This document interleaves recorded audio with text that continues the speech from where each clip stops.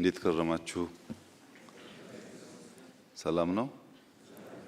መልካም።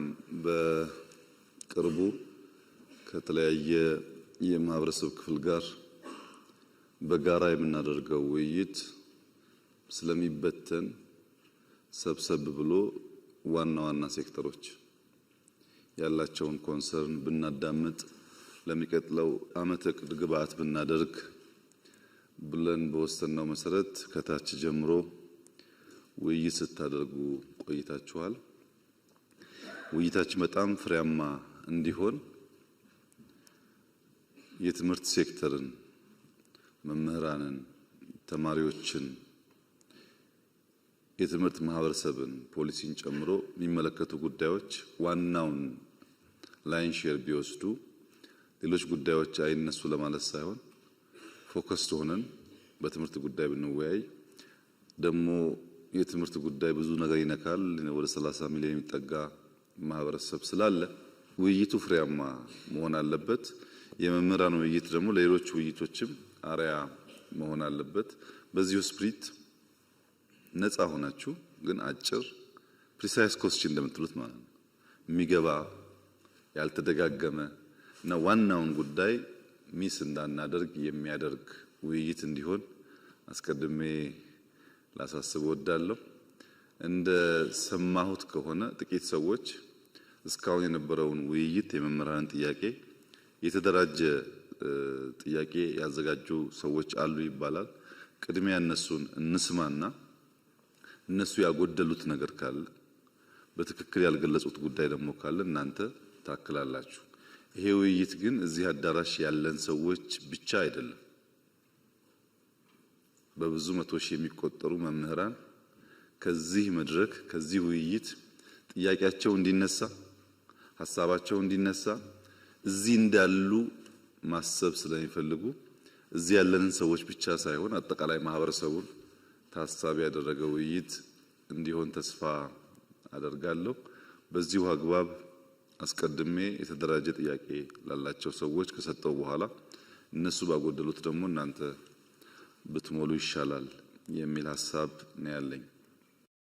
ክቡር ጠቅላይ ሚኒስትር ካለው ውድ ጊዜ ቀንሰው የመምህራንን ጥያቄና አስተያየት ሰምተው ምላሽ ለመስጠት በመምጣቱ በመላው የኢትዮጵያ መምህራን ስም ላመስግኖት ፈልጋለሁ። በመቀጠል ትናንት ባየናቸው የልማት ስራዎች ስኬት ለሰጡት አመራርና በአዲስ አበባ ከተማ ደረጃ በከተማ አስተዳደሩ የተከናወኑ ድንቅ ስራዎች የከተማውን ከንቲባ አዳነች አቤቤ ከፍ አድርገን ከርሶ ጋር እናመሰግናለን። ከተማ አስተዳደሩ ለመምህራን በተለይ የሰጠው ትኩረት ለሌሎችም ምሳሌ ይሆናል ከሚል ለርሶም ለሳቸውም ቤቱ እንዲያመሰግንልኝ እንዲያጨበጭብልኝ ያያችሁት ስለሆነ ከዚህ ቀጥሎ ሰሞኑን ከታች ጀምሮ ሲወያይ ነበር መምህሩ። እኛም አንድ ቀን ሙሉ ወስደን ስንወያይበት ነው የነበረው። 6 ጉዳዮችን ለይተናል። ግን እኔ ሁለቱ ላይ ብቻ አተኩሬ ለማንሳት እፈልጋለሁ። የመጀመሪያው ያው ከአመጣጥም ከምን እንደሚጀምር ገምታለሁ። ክቡር ጠቅላይ ሚኒስትር የደሞዝ ጥቅማ ጥቅምና ምጣኔ ሀብታዊ ጉዳዮችን የሚመለከት ነው። ስለዚህ ዘርዘር አድርጌ ለማቅረብ ያህል የሙያውን ክብር የሚመጥን የኑሮቱን መቋቋም የሚያስችል የመምህራን ማህበር ያሳተፈና በጥናት ላይ የተመሰረተ ደሞዝ ጭማሪም ሳይሆን ማስተካከያ ከወቅቱ ሁኔታ ጋር የሚል አንዱ በጣም በስፋት ሁሉም በሚባል ደረጃ ያነሱት ጉዳይ ነው። በከፍተኛ ትምህርትም በአጠቃላይ ትምህርትም በነገራችን ላይ እዚህ ተሰባሰብነው ከከፍተኛ ትምህርትና ከአጠቃላይ ትምህርት የመጣን መምህራን ነን። ሌላው ከመኖሪያ ቤት መስሪያ ቦታ ጋር የሚያያዝ ነው። እዚህ ጋር በተለይ የዩኒቨርሲቲ መምህራን ተደጋጋሚ ሲነሳ የነበረ እርሶም የሚገነዘቡት አቅጣጫ የሰጡት የሚመስለኝ ግን በብዙ ቦታ ተግባራዊ ያልተደረገ ጉዳይ አለ። ከቀረጥ ነፃ አገልግሎት ጥያቄ ተነስተዋል። ከትርፍ ሰዓት ክፍያ ጋር ተያይዞ የተነሱ ጥያቄዎች አሉ። ከነፃ ሕክምና ጋርም እንደውም ጡረታ ስንወጣ መምህራን ከደሞዛችን ጋር ቢሆን የሚል ጠንከር ያለ ጥያቄ ቀርቧል። ከፍተኛ ትምህርት መምህራን የደረጃ እድገት አላቸው፣ ግን እነሱን ተጠቃሚ በሚያደርግ አግባብ የሚታይበት ሁኔታ እነዚህ ጠቅለል ተብሎ የተነሳ ጉዳይ ነው። ቢሆን ተብሎ የተነሳው የታክስ ጣሪያ ቢታይልን ዝቅ ቢደረግ የሚል ነው። በዝቅተኛ ወለድ ብድር ማግኘት ብንችል እስካሁን ያልተፈቀደ ዩኒቨርሲቲ መምህራን ቅድም እንደጠቀስኩት መኖሪያ ቤት ጋር ተያይዘው ያለው የትርፍ ሰዓት ክፍያዎች መሻሻያ የተወሰነ መሻሻያ ተደርጓል። ግን ወቅቱን ያገናዘበ ሁኔታ በሆነ ሁኔታ ቢሻሻልና እሱም ከታክስ ነጻ ቢደረግ የሚል ነው። የቤት አበል ድጎማ ነው የሚከፈለው፣ ሙሉ የቤት ክፍያ አይደለም። ከዛች ድጎማም ቀረጥ ትቀነሳለችና እሷም ብትነሳ የሚል ጠንከር ያለ ሀሳብ ቀርቧል። በአጠቃላይ በሁሉም ደረጃ የጎንዮሽ እርከን ጭማሪ ከቅድመ መደበኛ እስከ አጠቃላይ ትምህርት እንደምናውቀው የጎንዮሽ እርከን ጭማሪ ሰንጠረዥ ሲወጣ ሁለት ዓመት ብሎ ይሄዳል። ግን ምንም ወደ ጎንዮሽ ከቆመ ወደ 10 ምናምን ዓመት ሆኖታል ከ94 ዓመት ወዲህ። እሱም ጠንከር ያለ ጥያቄ ያለ፣ ምክንያቱም ሁሉንም አንድ ቦታ ጠቅልሎ ያስቀመጠ አገልግሎት መሰረት ያደረገ አሰራር ውስጥ ነው ያለነውና ማለት ነው። የመምህራን ማትጊያ ስርዓት ፓኬጅ እንዲዘጋጅ በጥናት ላይ የተመሰረተ ለማለት ያህል ነው። ሴክተራችን ብዙ ጊዜ ከሲቪል ሰርቪስ መመሪያ ጋር አዋጆች፣ ደንቦች ጋር ስለሚታይ የሚመጡ ጥያቄዎችን መመለስ አልተቻለም። የመምህርነትን ሙያ ልዩ ባህሪ ሰውም እንደጠቀሱት ሰፊው ማህበረሰብ ክፍል 1/3ኛውን ነው የሚይዘው የትምህርት ሴክተሩ። ያን ያገናዘበ የራሱ ከሲቪል ሰርቪስ ኮሚሽን ወጥቶ የራሱ የመምህራን ኮሚሽን ቲቸር ሰርቪስ ኮሚሽን እንዲቋቋም ይሄ እንደዚህ ዓመት ሆኖታል ጥያቄው ቀረበውና እሱ ቢታይልን ነው አንዱ። ሌላው በዚህ ስር ያነሳ ነው የመምህራን ልጆች ከትምህርት ቤት ክፍያ ነፃ የሚለው ነው። አንድ ሰው ሰርቪስ ከሚሰጥበት ተቋም ለሰርቪስ ክፍያ ማድረግ የለበትም። ስለዚህ ከመደበኛ ጀምሮ እስከ ዩኒቨርሲቲ ድረስ የመምህራን ልጆች ከትምህርት ቤት ክፍያ ወይም ከኮስት ሼሪንግ ነፃ የሚሆኑበት ሁኔታ ቢታይልን የሚል በጣም በስፋት ተነስቷል። ሁለተኛ ማነሳው ከትምህርት ግብአትና መሰረተ ልማት ጉዳዮች ጋር የተያያዘውን ነው። የትምህርት ግብአትና መሰረተ ልማት እንደሚታወቀው እኛ የትምህርት መረጃ መሳሪያ ብለን የምናነሳቸው ለትምህርት ጥራት መሻሻል ከፍተኛ ሚና ይጫወታሉ። ስለዚህ ይሄ ከፍተኛ ትኩረት ይሻል። ሁላችንም እንደምናውቀው በርሶ አነሳሽነት የትምህርት ለትውልድ ንቅናቄን መሰረት አድርጎ ከፍተኛ በቢሊዮን የሚቆጠር ንቅናቄ ተደርጓል። ይሄ የተጀመረው ጥሩ ጅምር ከማዕከል ጀምሮ እስከ ትምህርት ቤት በተጠናከረ ባልተቆራረጠ ሁኔታ እንዲቀጥል በእኛም በኩል የጎ ፐብሊክ ፈንድ ኤጁኬሽን የሚል ካምፔን ዓለም አቀፍ ካምፔን አለ። እሱን ጎን ለጎን እያስከነው ነው። ይሄ ተጠናክሮ እንዲቀጥል ለማንሳት ነው። የትምህርት ግብዓት ሲሟላ የአካል ጉዳተኞች ያው በጣም ትኩረት አለ። ሞዴል የሆኑ ትምህርት ቤቶች ተገንብተዋል። በተለይ አዲስ አበባ ላይ በቅርቡ ሲመረቅ አይተናል። ባለፈው እርሶም የመረቁት እና የብሬል እነሱን ታሳቢ ያደረገ ግንባታዎች አሁንም መሻሻያዎች ቢኖሩም ክፍተቶች አሉ። የምልክት ቋንቋ እነዚህን ከግንዛቤ ያስገባ እሱም ቢታይ ግብዓት ከማሟላት አኳያ ለማለት ነው። ከአትራፊ ድርጅቶች እና ኢንቨስተሮች በብዙ ሀገሮች እንደተለመደው ለትምህርት ፈንድ ያደርጋሉ፣ ይሰጣሉ። ኢንቨስተሮች እዚህ ሀገር ለትምህርት መክፈል አለባቸው። ታክስ ሊሆን ይችላል። የሆነ መመሪያ ጠንከር ያለ ነገር ቢወጣ ፍላጎት አለን። ምክንያቱም ፋይናንስ በጨመረ ቁጥር ጥራትን ለማሻሻል በጣም ጠቃሚ መሆኑን ሁሉም ስለሚገነዘብ ማለት ነው። ዘርፉን በቴክኖሎጂ መደገፍ ያው ጊዜው በጣም ቴክኖሎጂ ጋር ታይቷል። ትናንትም ጎብኝተናል የአንድ መሶብ አገልግሎት። እዛ ላይ አንድ ጥሩ ነገር ያየነው የቴክኖሎጂ ኮምፒውተር መክፈት የማይችሉ ታላላቅ ሰዎች በእድሜ የገፉ ሊኖሩ ይችላሉ። እነሱም ጭምር ለማስተናገድ ስርዓት የዘረጋ ነው። በነገራችን ላይ እሱ ጥሩ ነው። ግን ደግሞ ወደፊት እና አሁን ቴክኖሎጂ በጣም አስፈላጊ የሆነ የመጣ ስለሆነ መሰረተ ልማቱ ዝርጋታ በጣም ያስፈልጋል። መብራት በተለያዩ ገጠሪቱ አካባቢዎች ያው ህዳሴ ግድብ መብራት እየመጣ ነው። ሁሉም እያንዳንዱ ቤት ይገባል ብለን እናስባለን። ግን ደግሞ ዛሬ እንፈልጋለን ተማሪዎች በዛ እንዲያጠኑ፣ መምህራን አክሰሲብል እንዲሆን ኮምፒውተሮች፣ ታብሌቶች፣ ኢንተርኔት እነዚህ አክሰሰሪዎች ሁሉ በደንብ በትኩረት እንዲታይ ነው የተሰራ መሆኑን እንገነዘባለን። ግን በጣም አሁንም ትኩረት ይሻል። በመጨረሻ በዚህ ዘርፍ ማነሳው ከትምህርት ቤቶችም ግንባታና ማስፋፋት ጋር በተያያዘ ነው። የትምህርት እድገትና ልማት ወሳኝነትን የሚመጥን በጀት እንዲመደብ ነው የምንፈልገው።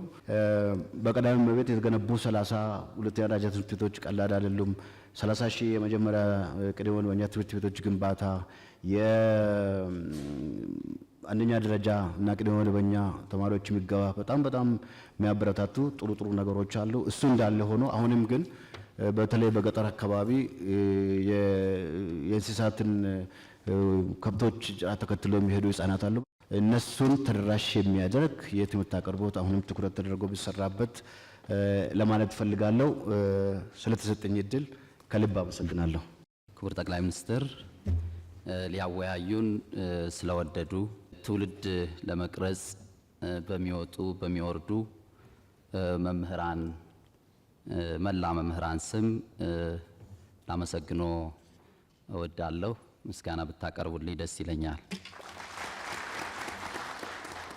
የምንወያየው በአንድ በኩል የጠፋን ስልጣኔና ትውልድ ያስገኛልና ተግታችሁ ተማሩ፣ በሌላ በኩል ደግሞ ስጡኝና የሀገራችንን ገጽታ በአንድ ምዕተ ዓመት ልለውጠው ስለተባለለት ትምህርት ነው። ስለዚህ ታላቅ ጉዳይ ያሉኝን ሀሳቦች በሁለት አንኳር ነጥቦች ላይ ተመርኩሼ ለማቅረብ እወዳለሁ። እንግዲህ የሙያ ከበረ የሚባለው በብዙ መንገድ ቢሆንም ቅሉ አንደኛው እና ዋነኛው ግን የሙያውን ፋይዳ በሚመጥን አግባብ በሀገር ደረጃ በደማቅ ሁኔታ ማክበር ነው። እንግዲህ መምህርነት ሁሉንም ሙያዎች የሚወልድ ከሆነ የሁሉም ሙያዎች አባት ከሆነ ከሁሉም ሙያዎች በላይ ደምቆ ክብር ሊያገኝ ይገባዋል ብለን እናምናለን። ሌሎችም ሙያዎች ክብር ማግኘት እንዳለባቸው ብናውቅም ቅሉ ስለዚህ ይህን በሀገር ደረጃ በብሔራዊ ደረጃ ከፍሎ የሚከበር ደማቅ ቀን ቢኖረው የሚል ነው። ወደ ሁለተኛው አንኳር ነጥቤ ሲሄድ የዋጋ ግሽበትንና የኑሮ ውድነትን ይመለከታል። እንግዲህ የዋጋ ግሽበትና የኑሮ ውድነቱ በአጠቃላይ የመንግስት ሰራተኛውን በአመዛኙ መምህራንን እጅግ በጣም እያንገላታ እንዳለ የአደባባይ ሀቅ ነው። ስለዚህ እዚህም ጋር ትኩረት ተሰጥቶ እንዲሰራ መምህራን እንፈልጋለን ማለት ነው። እዚሁ ጉዳይ ላይ ሳልወጣ የስራ ዕድል ፈጠራን የሚመለከት ነጥብም ልጨምር። እንግዲህ መምህራን ከታች ጀምረን የምናስተምራቸው ተማሪዎቻችን የስራ ዕድል እንዲያገኙ እንፈልጋለን።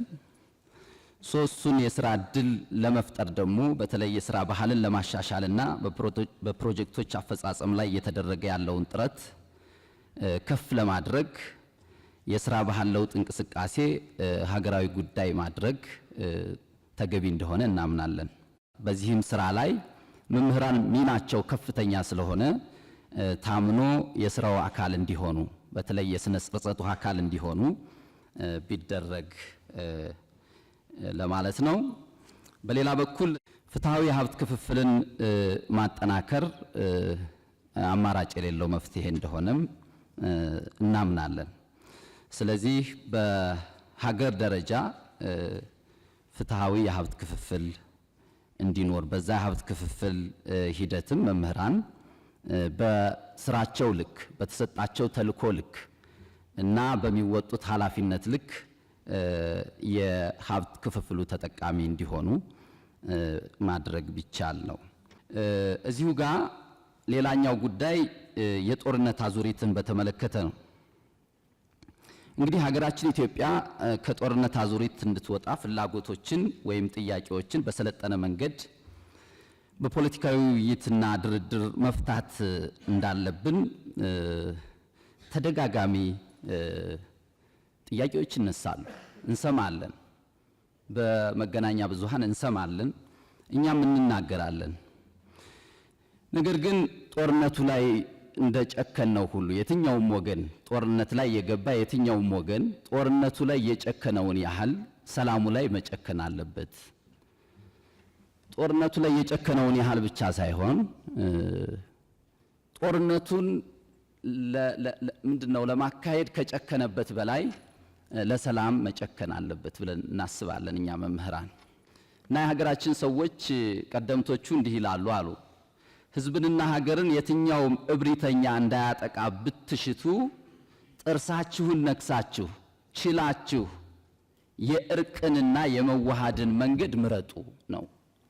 ስለዚህ መምህራንን ያሳተፈ የእውነት ሀገራችን ሰላም ስለሚያስፈልጋት፣ ህዝባችን ሰላም ስለሚያስፈልገው፣ ሀገራችን ልማት ስለሚያስፈልጋት፣ ህዝባችን ሰላም ስለሚያስፈልገው የእውነት ከልብ ወደን ለመምህራን ተልኮውን የሰጠንለት ያኔ እኔ ሁሉ ነገር ሰላም ሆኗል ብዬ አስባለሁ።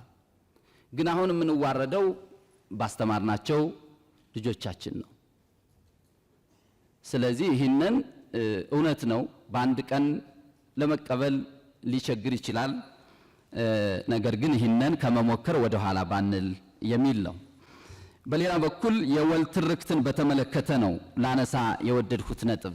እንግዲህ መምህራኑ እዚህ ያሉት እንደሚያስተምሩት የሀገር ታሪክ ስልጣኔንና ዝማኔን የሀያልነትም መሰረት ነው ብለው ያስተምሩናል መምህራን። ታሪክን ማወቅ የዓለምን ህዝብ አነዋወር ከየት ወደ የት እንደሆነ ለመገንዘብ ስለሚረዳ ነው። በሌላ በኩል ክፉውን ላለመድገም በጎውን ደግሞ በእጅጉ ለመደጋገም ነው ታሪክን የምንማረው። እርስዎ አፍ ላይ አይጠፋም። ይሄ በተደጋጋሚ ነው የምንሰማው። ግን አዳምጠነዋል ወይ የሚለው እኔንም ትንሽ ይፈትነኛል። እውነት ለመናገር ማዳመጥ ይኖርብናል፣ መደማመጥ ይኖርብናል። ስለዚህ ዜጎች ስራ ስራ ስራ፣ ኢንቨስትመንት ኢንቨስትመንት ኢንቨስትመንት፣ ትምህርት ትምህርት ትምህርት ትምህርት እንዲሉ የሚያስችል መሆን አለበት። ያ የወል ትርክት ሀገራቸውን የሚያፈቅሩ ሀገራቸውን የሚወዱ ልክ እርስዎ በተደጋጋሚ እንደሚሉት ለሀገራቸው የሚዋደቁ እርስ በርስ የሚዋደቁ ሳይሆን እርስ በርስ የሚጠፋፉ ሳይሆን እርስ በርስ የሚፈራረጁ ሳይሆን ሀገራቸውን የሚጠብቁ ሀገራቸውን የሚያለቡ አርበኞች እንዲሆኑ ማድረግ የሚችል በሆነ መልኩ መጻፍ ይኖርበታል ማለት ነው። በአመዛኙም ለዚህ መጠፋፋት ለዚህ መገፋፋት ያዳረገን ዘረኝነት፣ ጎሰኝነትና አክራሪነት ስለሆነ ድባቅ በሚመታ መልኩ መጻፍ አለበት። እውነት ነው። ያ ዘረኝነት ዝም ብሎ አልመጣም፣ ተዘርቶ ነው። ያ ጎሰኝነት ዝም ብሎ አልመጣም፣ ተዘርቶ ነው። ያ አክራሪነት ዝም ብሎ አልመጣም፣ ተዘርቶ ነው። ያ ዘር ግን መምከን አለበት። የሚመክነው ደግሞ በዛ ችለን በመናደርገው የወል ትርክት ነው ብለን እኛ መምህራን እናምናለን ማለት ነው። ይህን ካልኩ ዘንዳ እንግዲህ ከአንኳር ጉዳይ ላይ የመጨረሻ ማደርገው ብሔራዊ ጥቅምን ነው። ስለዚህ ብሔራዊ ጥቅምን በተመለከተ የውስጥና የውጭ ዲፕሎማሲን ብሔራዊ ጥቅምን በሚያረጋግጥ አኳኋን የተጀመረውን ስራ በማጠናከር የትውልዱን የባህር በር ጥያቄ የቀጠናውን ዘላቂ ሰላም በሚያስጠብቅ መልኩ መረጃና ማስረጃን መሰረት ባደረገ ዲፕሎማሲ ላይ አተኩሮ መመለስ ቢቻል። በአጠቃላይ መንግስቱ ለመምህራን ለሰጠው ክብር እና የመፍትሄው አካል እንድንሆን ይህን የውይይት ጉባኤ ስለከፈቱልን ከልብ አመሰግናለሁ። ክብረት ይስጥልን። የኢፌዴሪ ጠቅላይ ሚኒስትር ክቡር ዶክተር አብይ አህመድ ከኢትዮጵያ መምህራን ምክክር በኋላ በፌዴራል መንግስት የሚመለሱ ጥያቄዎችን ምላሽ ለመስጠት ከፊታችን ስለተገኙ እናመሰግናለን። እኔም ማነሳቸው ጥያቄዎች በሁለት መሰረታዊ ጉዳይ ነው። አንደኛው ማህበራዊ ጉዳዮች ላይ፣ ሁለተኛ የመልካም አስተዳደር ጉዳዮች ላይ ነው። እነሱን ጥር አድርጌ ለማቅረብ ሞክራለሁ። የተለያዩ ሀገራዊ ፖሊሲዎች ሲቀረጹ የመምህራን ተሳትፎ ማነስ፣ ሰላምና የመምህራን የስራ ቦታ ደህንነት አለመኖር፣ ቀጥሎ በመምህራን ስም የሚቋቋም ባንክና ሆስፒታል አለመኖር፣ የመምህራን ባንክ መቋቋም፣ የግንባታ ድጋፍ መደረግ ቢችል የሚሉ ጥያቄዎች። በሁለተኛ ደረጃ የማነሳው ደግሞ የመልካም አስተዳደርን በተመለከተ በየደረጃው ያለው የመምህራን ማህበር ሚና ከሚሰራው አኳያ የመምህራን ማህበር በየደረጃው በሀገር አቀፍ በዩኒቨርሲቲዎች በኮሌጆች ብሎም በአጠቃላይ ትምህርት ያለው ተሳትፎ እና ኢንጌጅመንት እንዲኖረው ማዕቀፍ በፌዴራል ደረጃ ቢዘረጋና ወደፊትስ ምን ቦታ ይዞ የጥያቄዎች እንደሚመልስ ቢደረግ። ቀጥሎ ያለ መምህራን ፍቃድ ለልዩ ልዩ ልማት ተግባራት መዋጮ ከደሞዝ መቆረጥ። መዋጮዎች ከደሞዝ በሚቆረጡበት ጊዜ መላው የኢትዮጵያ መምህራን ያለውን የሚቆረጠውን የብር መጠን በፍቃደኝነት ላይ የተመሰረተ ቢሆን ይህም በአጥብቆት እንዴት እንደሆነ እንደሚሰራ ከፌዴራል ምላሽ ቢሰጥበት። ሌላው በደሞዝ ማነስና በጥቅማ ጥቅም አለመከበር ምክንያት መምህራን ከስራ ገበታቸው መልቀቅ፣ የደሞዝ ማሻሻያው በሰፊው መምህራን ላይ ያላተኮረ መሆን፣ ጥቅማ ጥቅሞች ሙሉ በሙሉ መምህሩ ላይ ስላልተተገበሩ ቢተገበሩ። የመጨረሻው የሚጠየቁ ጥያቄዎች ወቅታዊ ምላሽ ቢሰጣቸው። ለጥያቄዎች ወቅታዊ ምላሽ አለመሰጠት በመላው ኢትዮጵያ ያሉ መምህራኖች አጭር ምላሽ በማይሰጣቸው ጊዜ የሚሰጡት ቅሬታ በሰፊው ስለሆነ እነዚህ ነገሮች ቢታዩ የሚል ጥያቄዎች አሉ። ከሞላ ጎደል ስለተሰጠኝ እድል አመሰግናለሁ። አመሰግናለሁ። የኔ ጥያቄ መምህራንን የሚመለከት ነው። በአብዛኛው በአሁኑ ሰዓት መምህራን በአግባቡ ኑሮውን ሊመራ የሚችል አስተማማኝ ደሞዝ የላቸውም፣ የመኖሪያ ቤት የላቸውም፣ ሙያቸውን በጣም በርካታው ሰው አያከብረውም። ይህ ሁሉ ነገር ደግሞ ስንመጣ ከሕክምና፣ ከደህንነት፣ ከሞራል፣ ከቴክኖሎጂ አጠቃቀም ከዛ በተጨማሪም ደግሞ መንግስት ያወጣው ያጸደቀው የጄጄ ክፍያ በወቅቱና በሰዓቱ እየተከፈላቸው አይደለምና ይሄንን ነገር መንግስት በዘላቂነት ለመፍታት ምን አስቧል? ሁለተኛው ጥያቄ ለትምህርት ቤቶች ከሚመደብ በጀት አንጻር ነው። አሁን ላይ ያለው የትምህርት ቤቶች በጀት በ1996 ዓመተ ምህረት የተጻፈ መመሪያ ነው። ለአንድ ተማሪ 10 ብር ይመደብለታል። በ1996 ዓመተ ምህረት አንድ ደስታ ወረቀት 30 ብር ነበር። አሁን ላይ ደግሞ 1300 ብር ነው። ስለዚህ በጣም በርካታ ትምህርት ቤቶች አስተማማኝ በጀት የላቸው። አስተማማኝ በጀት ከሌላቸው ደግሞ ጥሩ ትምህርት ሊሰጡ አይችሉም። እኔ ከተማ አካባቢ ያሉ ትምህርት ቤቶችን ሳይሆን ምናልባት ክቡር ዶክተር አብይ ወደ ታች ያሉ ገጠራማ ቦታዎች ምንም አይነት በጀት የሌላቸው አለ። ስለዚህ እነዚህን ትምህርት ቤቶች ከመደገፍ አንጻር መንግስት ምን ያሰበው ነገር አለ? ከዚህ በተጨማሪ ከትምህርት ቤቶች ቦታ አንጻር ካርታ፣ የይዞታ ደብተር እንዲመቻችላቸው ከማድረግ አንጻር ምን የታሰበ ነገር አለ ነው ያሉት ጥያቄዎች እነዚሁ ነው። እሱን ሳላመሰግን ደግሞ መሄድ የሌለብኝ ሀሳብ ስላለ ሰዓት እንዳልበላ አንዲት ደቂቃ ሀሳቤን እገልጻለሁ። አባይ በተገቢው መንገድ እንዲገደብ፣ የበጋ መስኖ በተገቢው መንገድ ተግባራዊ ተደርጎ ኢትዮጵያ ስንዴ ኤክስፖርት እንድታደርግ፣ የኮሪደር ልማት በተገቢው መንገድ በሀገር ደረጃ እንዲስፋፋ፣ የተለያዩ ኢትዮጵያን አንድ ሊያደርጉና ሊያኮሩ የሚችሉ ጥሩ ጥሩ ስራዎችን በመስራትዎትና ቴክኖሎጂ በተገቢው መንገድ እንዲስፋፋ በማድረግዎት ምናልባት ቤቱ ክብር ቢሰጥልኝ ደስ ይለኛል። አንድ ጊዜ ታንጨለጭልኝ ማለት ነው። ምክንያቱም እኛ ኢትዮጵያውያን መሄድ ካለብን ጥሩ ነገሮችን አፕሪሼት አድርገን መስተካከል ያለባቸውን ደግሞ ሀሳብ ሰጠን የመፍትሄ ሀሳቦች ስንሆን መሪዎችም ይበረታሉ፣ የሚመጣውም እንደዛው ማለት ነው። እና ሀሳብ ይሄ ነው። አመሰግናለሁ። እጅግ አድርጌ አመሰግናለሁ። በከፍሉ አልተነሳም ብዬ ያሰብኳቸውን ጉዳዮች አጠር አድርጌ እዚህ ጋር ለማስቀመጥ ነው የምሞክረው። ከትምህርት አጀንዳ ሳልወጣ አንዳች ነገር እዛ ጋር ለመጨመር በሙያዎች መካከል ያሉ ልዩነቶች ትውልዱ የመምህርነትን ሙያ በእጅጉ እንዲጠላ አድርጎታል። አንድ የሁለተኛ ወይንም የሶስተኛ ዲግሪ ያለው መምህር ያለው ክብርና አንድ በሌላ ሴክተር ላይ የመጀመሪያ ዲግሪ ያለው ሰው የሚሰጠው ክብር እኩል አይደለም። ክፍያም እኩል አይደለም። በተለይ ክፍያም በተመለከተ ሌላኛው ደግሞ በመሰረተ ልማቶች አካባቢ ትናንት ተዘዋውረን በአዲስ አበባ መስተዳድር አካባቢ ያየናቸው ደስ ብሎናል። በእውነት እኔ እንደራሴ ኢትዮጵያ ውስጥ ያለውም አልመሰለኝም።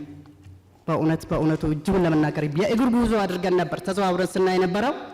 አንዳች ድካም ባልተሰማን ለምን ያልቃል የሚል ስሜት ሁሉ ነበረ ጉብኝቱ። ይህ ደግሞ አዲስ አበባ የጋራ ቤታችን በመሆኗ የጋራ ቤታችን ደግሞ በዚህ ልክ እየለማ በሆኑ እጅግ በጣም ደስታን ዘርቶልናል። እግዚአብሔር ይስጥልን። መሪያችንን እግዚአብሔር ይጠብቅልን። ከእግዚአብሔር የተሰጠ መሪ ነው ብዬ እኔ ራሴ ወስጄዋለሁ። ሌላኛው ደግሞ በመሰረተ ልማቶች ጉዳይ ላይ እዚህ እስከመጣን ዘንዳ የራሳችንን ጉዳይ ብቻ አንስተን ከምንሄድ የምንኖረውን ከማህበረሰቡ ጋር ተቀላቅለን ስለሆነ መሰረታዊ ልማቶች አካባቢ ላይ በአዲስ አበባ በሚለማው ልክ ክልሎች ላይ ክልል አካባቢ ያሉ ማህበረሰቦች ግንዛቤ ያላቸው ግንዛቤ በጣም ዝቅተኛ ነው። በዚህ ተዋረድ በየደረጃው ያሉ አመራሮች ከላይ ቢያዙልን እውነተኛ አሁን ባለንበት አካባቢ ላይ ሆነን ስናይ እነዚህ አዲስ አበባ ላይ የሚደረጉ መሰረተ ልማቶች እንዴት በፈጠነ ሁኔታ መሄድ አለባቸው? አመራሮቹስ የበጀት አጠቃቀማቸውን እንዴት ማስተካከል አለባቸው? ማህበረሰብን እንዴት አነቃቅተው ነው? ሰውስ በገጠሩና በየክልሉ አካባቢ ያሉ ሰዎች የሥራ ባህላቸውን እንዴት ነው መቀየር የሚችሉት?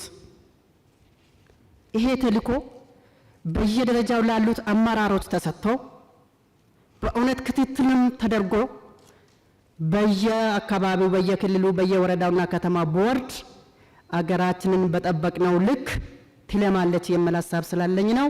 ለተሰጠኝ እድል እጅግ አድርጌ አመሰግናለሁ። እሺ፣ አመሰግናለሁ።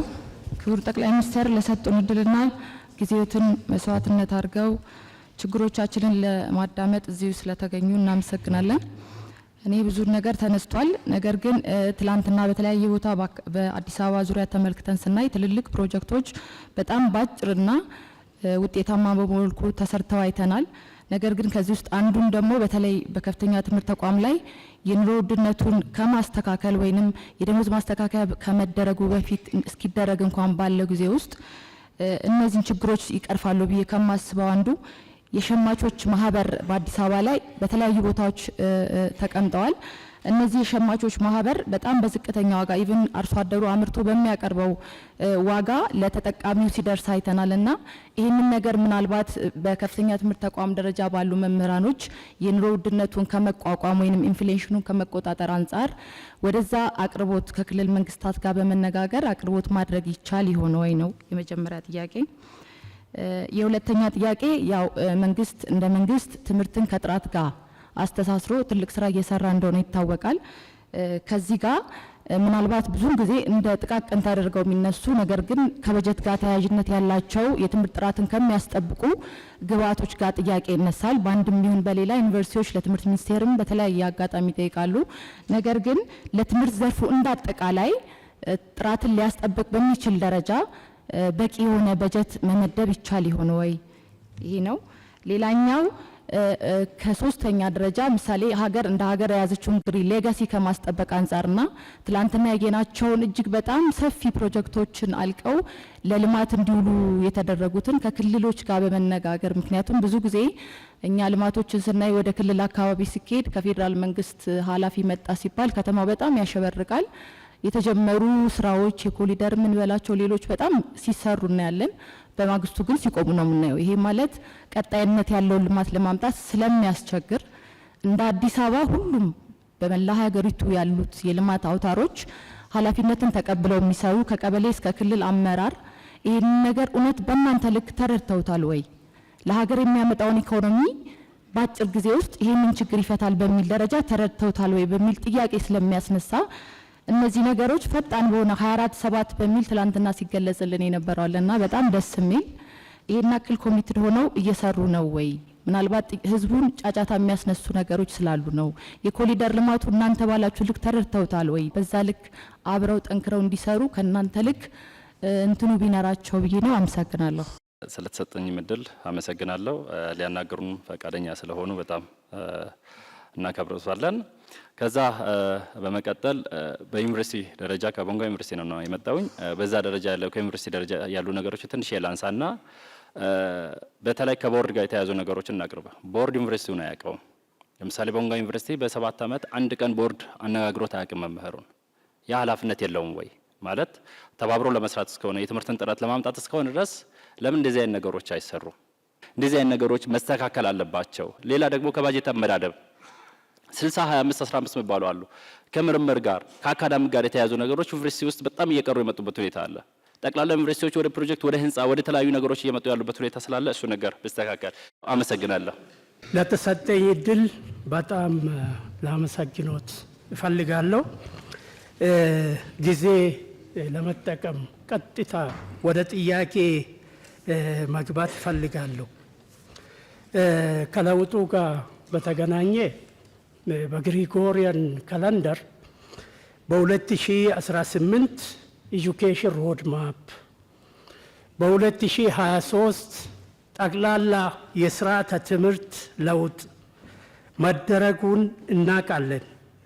ሆኖም ግን ይህ ስርዓት ለውጥ ለሀገር በቀል ቋንቋዎች ትክክለኛ ትኩረት የሰጠ አይመስለኝም።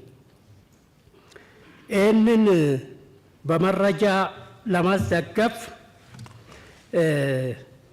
የኛ ልጆች ከ9ኛ እስከ 11ኛ በሳምንት አንድ ቀን ብቻ ይማራሉ፣ ኦሮምኛና አማርኛ።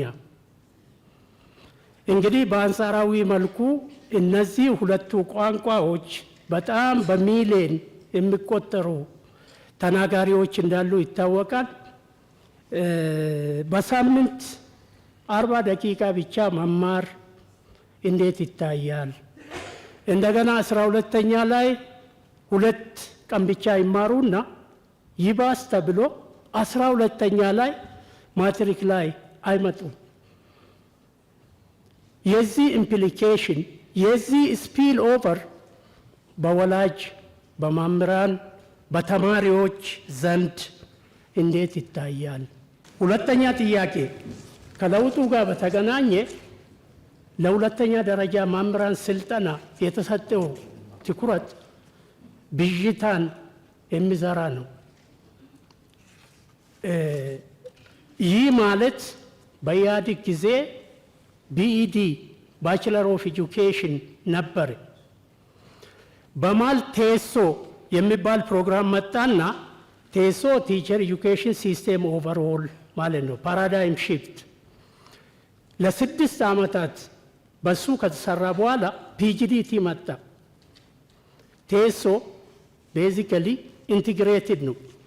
ሳብጀክት ማተር ፕላስ ፔዳጎጂካል ትሬኒንግ ኢንቲግሬት አድርጎ ነው የሚሰለጥኑት። ከጊዜ በኋላ ምን ሀሳብ መጣ? የመምህራን የብቃት መሳሳት ስላለ መጀመሪያ በአፕላይ ሳይንስ ይጨርሱና ፔዳጎጂ ከላዩ ላይ ፈሳስ ሲደረግ ነው የነበረው አርጉመንት። እሱ ፒጂዲቲ ነው፣ ፖስት ግራጁዌት ዲፕሎማ ኢን ቲቺንግ ማለት ነው። ለ10 ወራት ብቻ ይሰለጥኑና ስራ ላይ ይሰማራሉ። ይሄም ጥራት ሊያመጣ አልቻለም። አሁን ጭራሽ ይባስ ተብሎ ከተሳሳትኩ ይታረማለሁ። የሁለተኛ ደረጃ መምህራን ስልጠና ቢኢዲ ሆኖ ለአንድ ተቋም ብቻ ተሰጥቷል። ለኮቶቤ ትምህርት ዩኒቨርሲቲ ብቻ ተሰጥቷል። ይሄ ከቨሬጁን ይሸከማል ወይ?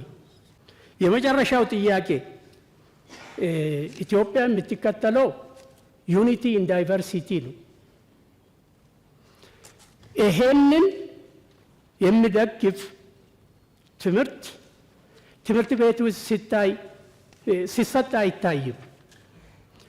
ከዩኒቨርሲቲ ቢጀምር ዩኒቨርሲቲ የሚመጡ ልጆች የተለያየ ባክግራውንድ ይዞ ነው ወደ ካምፓስ የሚቀላቀሉት። የመቻቻል አብሮ የመኖር በሌላ ሰው ጫማ ራሱን አስቀምጦ ሰው እንዲያስብ የሚያግዝ ኮርስ ለምን አይሰጥም? ፕሪሞርዲያሊዝም፣ ኢንስትሩሜንታሊዝም፣ ኮንስትራክሽኒዝም ይህንም በስርዓቱ የሚያስጨብጥ የእኛ ህዝብ እኮ ይቅርታ ይደረግልኝና ለሰላም እጦት የግንዛቤ ማነስ ብዬ አስባለሁ። እኔ ኢትኒሲቲን ከደም ጋር የማገናኘት ችግር አለ ኢትዮጵያ ውስጥ። ሶሻል ኮንስትራክትስ ኢትኒሲቲ፣ ላንጉዌጅ፣ ሪሊጅን፣ ትራዲሽንስ ኤክስትራ ሶሻል ኮንስትራክት መሆናቸውን ከደም ጋር እንደማይገናኙ ሰውን ብናስተምር የሰው ልጅ ስር መሰረቱ ከአንድ ቦታ ከአዳምና ከሔዋን መሆኑን በሙስሊሙ ከአዳምና ከሐዋ መሆኑን ብናስተምር የተሻለ አስተሳሰብ የተሻለ አረዳድ ያለው ዜጋ ማውጣት ይቻላል የሚል ሀሳብ አለኝ። አመሰግናለሁ። ትላንትና በፊት በውይይት ነበርና እኛ ውይይት ስናይ የተነሳ ጥያቄዎችና ብዙ ልዩነት እንዳለ አይተናል። ለምሳሌ ሀገራችን አንድ ሀገር ነች፣ ግን አሰራር ልዩነት እንዳለ ትላንትና ተረድናል። ለምሳሌ አንዳንድ ከተማ አንዳንድ ቦታ መምህራን 65% መሬት ወይም ቤት መኖሪያ እንዳለ ተገለጽናል ወይም አይተናል። የኛ ክልል 5% ወይም 10% አይደርስም። ስለዚህ አሁን እኩል ፖሊስ ሆኖ ወደ ታች መውረድ አለበት ብዬ አምናልና እናመሰግናለን። አመሰግናለሁኝ ክቡር ጠቅላይ ሚኒስትር። አልተነሱም ብዬ የማስባቸው ጥያቄዎችን ለማንሳት እሞክራለሁኝ። በሰሜን ጦርነት ከፍተኛ ቁጥር ያላቸው ትምህርት ቤቶች ወድመዋል። እንደ አፋር ከ300 በላይ ትምህርት ቤቶች እንደወደሙ የቁጥር መረጃው እርግጠኛ ባልሆነም መረጃዎች አሉ። እነዛ ትምህርት ቤቶችን መልሶ የመጠገንም ሆነ የመገንባት ስራዎች ላይ ጅማሮች አሉ። አሁንም 5 ህዳር ላይ ይሁን ክቡር የትምህርት ሚኒስትር በተገኙበት ሰመራ ላይ በነበረው ጉባኤ ላይ 5 ትምህርት ቤቶች ለክልሉ ተሰጥቶ እየተገነቡ እንደሆነ ተነስቶ ነበረ። እነዛ ትምህርት ቤቶች ግን ማለቅ በነበረባቸው ጊዜ አላለቁም። ይሄም የክልሉ ችግር እንደሆነ እናምናለን። እርስዎ ስለሚያስቡልንም ስለምደክሙም ያለውን ነገር ሰምተው ለሚመለከታቸው አካላት በቅርብ ክትትል እንዲደረግ ብሰራበት የሚል ሀሳብ አለኝ። አመሰግናለሁኝ።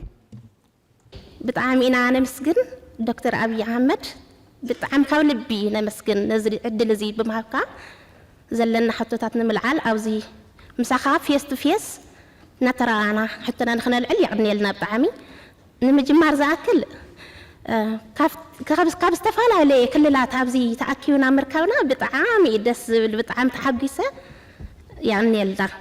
ስለዚ ኣነ ከልዕሎ ዝደሊ ሕቶ ናይ 17 ወርሒ ደመወዝ ስለዘይተኸፈልና ብጣዕሚ ኣብ ከይዲ ምምሃር ምስትምሃር ጽልዋ ይፈጥረልና ኣሎ። እዚኣ ሓፂር እዋን ንክትምልሰልና እየ ዝደሊ። ቴንክ ዩ ቨሪ ማች። በርከት ያሉ ጉዳዮች ተነስተዋል። መምህራን ጋር ለመወያየት እድል ማግኘት መመካከር በረከት ነው። ብለሲንግ እንደ ውለታ የሚታይ ሳይሆን እንደ ከፍተኛ ጥቅም የማያው ጉዳይ ነው። እናንተ ጋር ስወያይ በእናንተ ውስጥ ወጣቶች፣ ሴቶች፣ እናቶች፣ አርሶ አደሮች፣ በአገሪቱ ጫፍ ጫፍ ያሉ ማህበረሰቦች ምን ስሜት እንዳላቸው ምን ውስጥ እንዳሉ ለመገንዘብ ያግዛል። አንድ ዞን ከመሄድ አንድ ክልል ከመሄድ እናንተን ማግኘት ብዙ ትምህርት ይገኝበታል። በዚህም ምክንያት ይሄ መጀመሪያ አይደለም። መምህራን ሳወያይ የመጀመሪያ አይደለም። መጀመሪያ 2000 ገደማ ከሃይ ስኩልም ከዩኒቨርሲቲም ተቀላቅለው አይ ተደባለቅን ሲባል ደግሞ ሃይ ስኩል ለብቻ ዩኒቨርሲቲ ለብቻ ዩኒቨርሲቲ ፕሬዝዳንቶች ለብቻ አወያይቼ አውቃለሁ እና አዲስ አይደለም። ከዚህ ቀደምም ተምሬበታለሁ። ዛሬም ብዙ ነገር አይቼበታለሁ። ወደፊትም እድል ካገኘን እንዲሁ እየተመካከር እየተወያየን እንሄዳለን። ማስረሻ የሚባል መምህር ነበረኝ፣ የማትስ መምህር። ሁልጊዜ ለርኒንግ ባይ ኢንኳየሪ ይላል። ለማወቅ ከፈለክ ጠይቅ ይላል እና መምህራን የሚያራክስ መምህራንን ዝቅ የሚያደርግ አስተሳሰብ እኛ አካባቢ የለም። ሌላ ቦታ ፈልጉት። በጣም ነው የምናከብራችሁ፣ አስፈላጊ እንደሆናችሁ እናምናለን። በኔ ልክ እናንተንም ወታደርንም በፓርላማ ሬኮግናይዝ ያደረገ መንግስት ያለ አይመስለኝም። ያን የማደርግበት ምክንያት ከልቤ ስለማምንበት ነው። መምህራን ሚናቸው ከፍተኛ ነው ብዬ ስለማምን እና አሁንም ውይይት የመጣችሁት ለይስሙላ አይደለም። እያንዳንዷ ፖይንት ተለቅማ እንዴት አድርገን እንደምንሰራባት ለማየት ነው። የሰው ልጅ ፍላጎት እኮ አይሞላም። ደሞዝ ቢጨመር ቤት ቢሰራ ሰው ነን። ፍላጎታችን እያደገ ነው የሚሄደው። ከዘመን ጋር ለማደግ መጓጓትም ተገቢ ነገር ነው። ትናንትና 100 ብር ነውና አሁንም 100 ብር አይባልም። ማንኛውም የሰው ልጅ ህይወት እየተቀየረ ይሄዳል። ለዚህ ነው ፋክት ላይ ባላንስ እያደረጉ መሄድ ኢምፖርታንት የሚሆነው። በደንብ ስለምትደመጡ ከናንተ ጋር ፖለቲካሊ ባያዝ ወይም በሆነ ሰፈር ባያዝ ሳትሆኑ እውነተኛ ጉዳይ ካላመጣችሁ በቀር ያሳስታል። ፓርላማ ሲሆን ይገባኛል። አላየሁም አልሰማውም ብሎ ቢከስሰው ይገባኛል። ለፌስቡክ ሲናገሩ ሰዎች ይገባኛል። የእናንተ ግን እንደዛ አልመሰለኝም እና ትንሽ ሚዛን እየጠበቁ መነጋገር ጠቃሚ ይሆናል። የእናንተ ሐሳቦች በርካታዎቹ ለፖሊሲ ግብአት ስለሚሆኑ የመጀመሪያው ሐሳቤ ያለንበትን ዘመን መረዳት ማወቅ ያስፈልጋል። ዘመን በቅጡ ካልተረዳን ዘመን ልንዋጅ አንችልም። ትውልድ ማስመለጥ ደግሞ አንችልም። ምን ውስጥ ነው ያለነው? የኛ አያቶች የነበሩበት ዓለም የራሱ ዓለም ነው፣ ይክፋም ይልማም።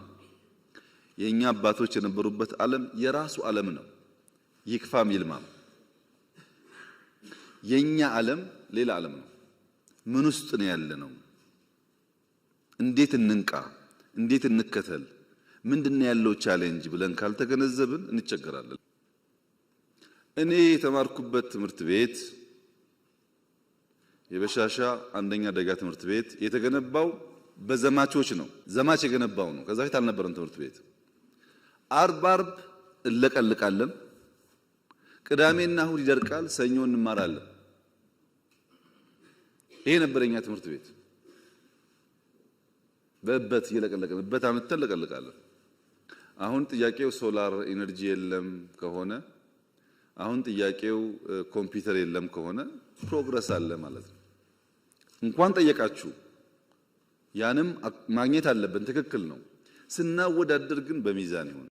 አሁን ያለውን ለማሳነስ የሌለ ድሮ አንናገር ነው። የሌለ ድሮ ምን ያደርጋል? ለምንድን ነው ይህን ማነሳው? መምህራን ስለሆናችሁ፣ ሎጂክ ስለሚገባችሁ፣ እውነት ስለሚገባችሁ ነው። በሆነ ጊዜ እውነትና ዕውቀት የነገሱበት ሲዝን ዘመን ነበረ። እውነትና ዕውቀት የነገሱበት ሲዝን ማህበረሰብ ጨክኖ ተሰብስቦ ሰርቶ ሀገር ሰርቷል። ለምሳሌ በሁለተኛ ዓለም ጦርነት ኦስትሪያ ቬና ወይም ዋይን የምትባለው ከተማ ኦልሞስት ፈርሳለች። ኦስትሪያ በጣም ቀዝቃዛ ነው። ይሄ ዊንተር ሲዝኑ በረዶ በጣም ቀዝቃዛ ነው። እንኳን ለስራ ለመራመድም አይሆንም። በቂ ሂተር በሌለበት በቂ ቤት በሌለበት የጨከኑ የዛን ዘመን ሰዎች ቀንና ማታ ሰርተው ያኔ አይደለም ዛሬ የምታስቀና ከተማ ሆናለች ቪየና። ያ ትውልድ ልጅ ይሸከማል፣ ድንጋይ ይሸከማል፣ ሀገር ይሰራል። ያ አባት ሲሰራ ያየ ልጅ እንደ አባቱ ባይሰቃይም በተሻለ ሁኔታ የተሻለ ሀገር ይረከባል። ኦስትሪያ ደግሞ ተውና ኖርዌይ ውሰዱ። ኖርዌይ ከ6 ወር በላይ በነሱ አባባል 9 ወር ሙሉ ጨለማ ነው፣ በረዶ ጨለማ ነው። እኔና እናንተ ብንሄድ ቅዝቃዜውን የአየር ጸባዩን አንችለውም፣ እንደኛ አይደለም። ግን ኖርዌይ ያሸበረቀች ሀገር ሆና መሰራቷ ብቻ ሳይሆን ለሚቀጥለውም ትውልድ የሚበቃ ሀብት አከማችተዋል። ልጆቻችን እንዳይቸገሩ ብሎ አከማችተዋል። እውነትና ዕውቀት የነገሰበት ሲዝን እና ማህበረሰብ በድፍን አውሮፓ ሀገር ገንብተው ለትውልድ ወረት አስቀምጠው አልፈዋል። ኢትዮጵያ ውስጥ እውነትና ዕውቀት መስፈሪያ እንዲሆኑ ትክክል እንዲሆኑ መምህራን ካልሰሩ ማንም ሰው አይሰራም። እውነትና ዕውቀት ደግሞ ፈታኝ ናቸው፣ ዋጋ ያስከፍላሉ። እውነት ዝም ብላ የምትገኝ አይደለችም፣ ታስከፍላለች ዋጋ። ዕውቀት ዝም ብሎ የሚገኝ አይደለም፣ ታውቃላችሁ፣ ብዙ መድከም ይፈልጋል። በቀላሉ ማደግ መለወጥ የሚሹ ሰዎች ዕውቀትና እውነትን ገፍተው የቀለለውን ነገር ይወስዳሉ። የለም የቀለለውና አቋራጩ ጥፋት ያመጣል። ቢከብድም እንኳ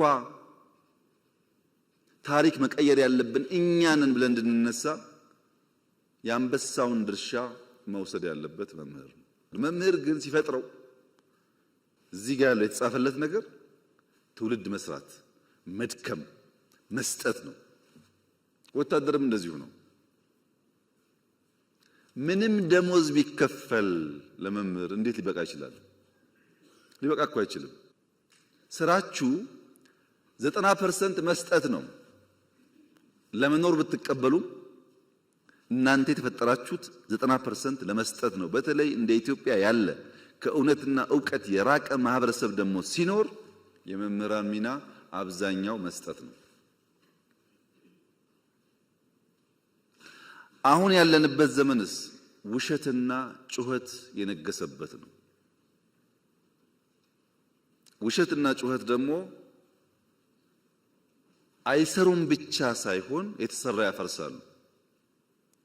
ፖስት ትሩዝ የሚባለው ዘመን፣ ድህረ እውነት የሚባለው ዘመን ዋነኛ ዓላማው ምንድን ነው? ፖስት ትሩዝ ማለት ዋነኛ ዓላማው ፐርፐዝ የሌለው ዓላማ የሌለው ከዕለት ጉርስ ከእፍታ ተሻግሮ ማሰብ ማየት የማይችል ትውልድ መፍጠር ማለት ነው። ፖስት ትሩዝ እንደሱ ነው። ውሸት ውሸት ውሸት፣ ምንም ኮንሲኩዌንሻል የሆነ ሐሳብ የለም።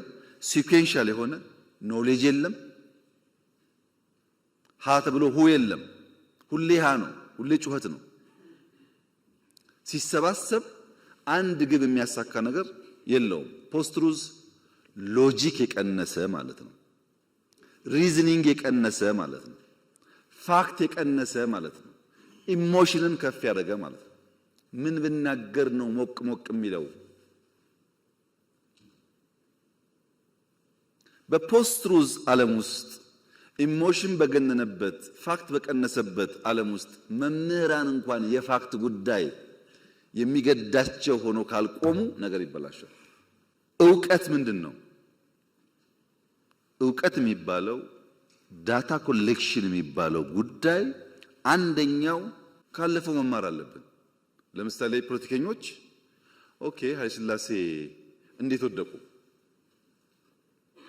ደርግ እንዴት አድርጎ ነው የጣላቸው? ምን ችግር ነበረበት? ደርግ ንጉሱን ሲጥል ምንድነው ያበላሸው ነገር? እሺ ኢህአዴግ የሚባለውስ እንዴት መቶ ደርግን ያሸነፈው? ከዛ ያሁኑስ እንዴት መጣ? እቺን እንኳን ለመማር ዝግጁ ካልሆኑ ደርግ ያደረገውን ለመድገም ኢህአዴግ ያደረገውን ለመድገም እኛ ያደረግነውን ለመድገም ከሆነ እንዴት ይሆናል? ከታሪክ መማር ማለት ትናንት ያለፈውን ነገር በወጉ ባያስ ሳይሆኑ ጀጅመንታል ሳይሆኑ መፈተሽ ማለት ነው።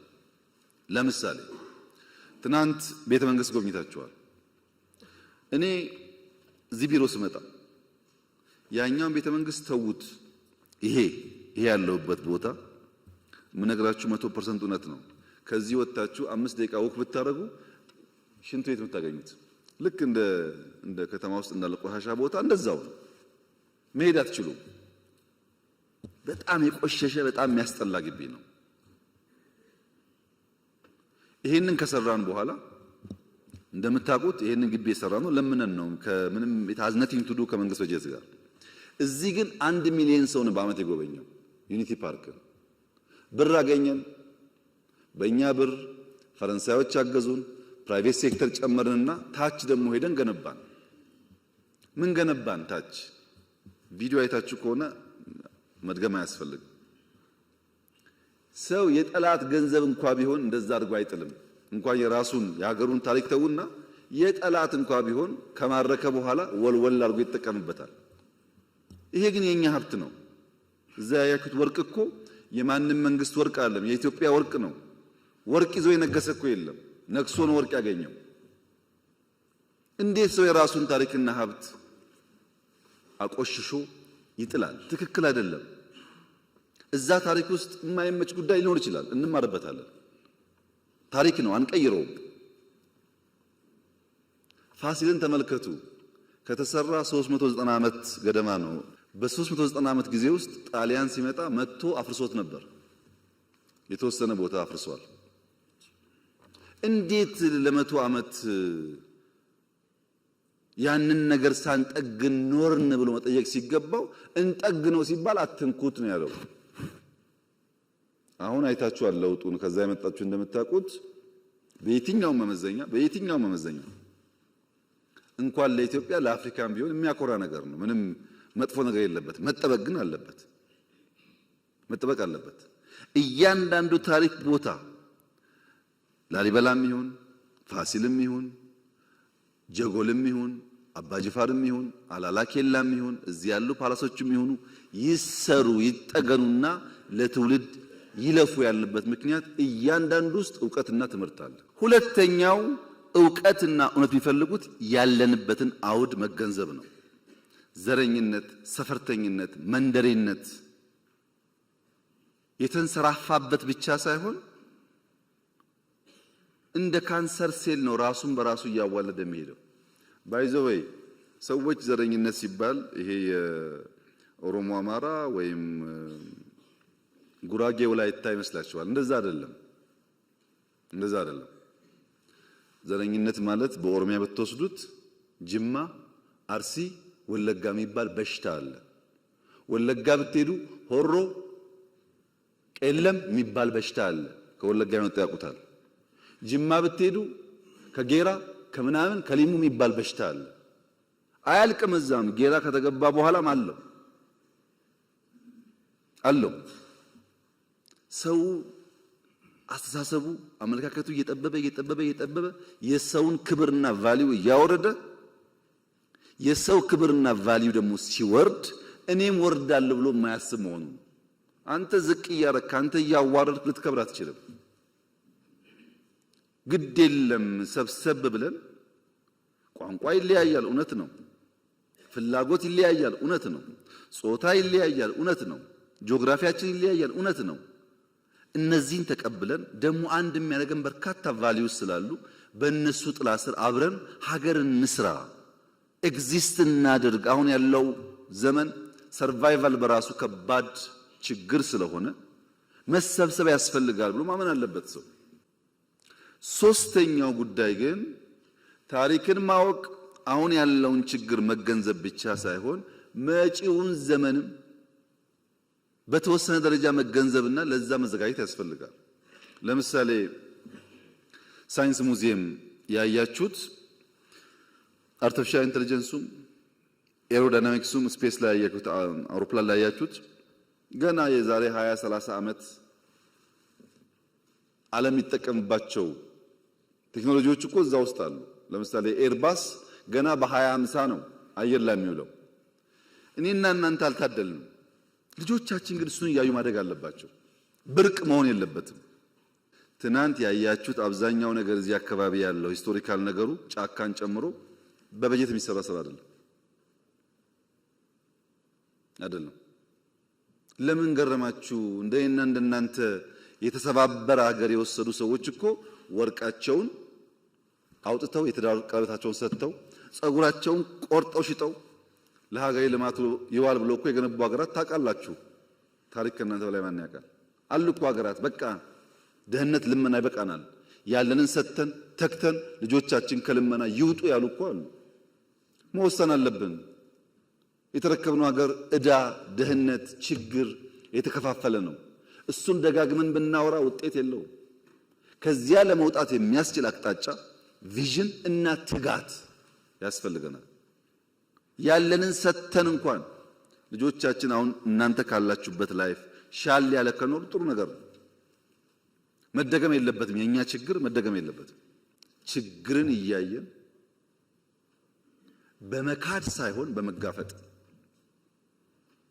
በመሸሽ ሳይሆን በመጋፈጥ ተቸግረንም ቢሆን እቺን ሀገር ካለችበት አረንቋ ልናወጣ እንችላለን የሚል እምነት መምህራን ካልያዙ ማን ነው የሚይዘው ነው ጉዳዩ። ማን ይይዛል? በዚህ እሳቤ ነው ያለንበት ዓለም ዕውቀትና እውነት ተገፍተው ውሸትና ጩኸት በርትቶ አንድ ቀን አገልግሎ የማያውቁ ሰዎች፣ አንድ ቀን ለፍቶ የማያውቁ ሰዎች እንዳሻቸው የሚፈነጩበት ዓለም የተፈጠረው እኮ የት ሰርተሃል ብሎ የሚጠይቅ ሰው ጠፍቶ ነው። ምን ሰርተሃል አንተ? ምን አገለገልክ? ካንተ ምን እንማር ብሎ በምክንያት አርጊው የሚያደርግ ሰው ጠፍቶ እኮ ነው። በዚያ ስፕሪት ማየት ካልቻላችሁ የኛ ውይይት ፍሬ የሚኖረው ውሃ የሚቋጥር አይሆንም። ምክንያቱም በጣም በርካታ ጉዳይ አንስታችኋል። ይሄ እናንተ ጉዳይ በአመት፣ በሁለት አመት፣ 3 አመት፣ በ5 አመት አንዳንዱ ከዛም በላይ ጊዜ ሊፈጅ ይችላል። እኔ ከእናንተ ጋር ስብሰባ ሳይሆን ፈልገው የቤተሰብ የልብ ውይይት ነው። ያለውንም ችግር እንድታቁት፣ ያለውን እድል እንድታቁት፣ እዛም ላይ ሰፖርት እንድታደርጉና ለልጆቻችን የተሻለ ሀገር እንድንሰራ ነው። ይሄንን እንደ መግቢያ ካነሳው በኋላ ጥያቄዎቻችሁን በሶስት ማቀፍ ብናይ አንደኛው አጠቃላይ ከሀገሪቱ ሁኔታ ጋር ቢታይ ኢትዮጵያ ካለችበት ሁኔታ አንጻር መታየት አለበት። አንዳንዱ ጉዳይ በንጽጽር የምናነሳው ዋጋ የለውም፣ እኛ ካለንበት ጋር ስለማይጣጣም ዋጋ የለውም። እኛ ካለንበት ተጨባጭ ሁኔታ ጋር ግን ሲመሳከር ዛሬም ባይሆን ነገ ለመፍትሄ እንድንሰራ ያግዛል። ለምሳሌ ነፃ ሕክምና፣ ነፃ ትምህርት፣ መኖሪያ ቤት፣ ቀረጥ ነፃ፣ ኮሚሽን የመሳሰሉ ጉዳዮች ደምረን ብናየው ከሌሎች ዘርፎች ጋር ያም ሆኖ ግን መምህራንን ለማገዝ ሕክምና እንዴት ነው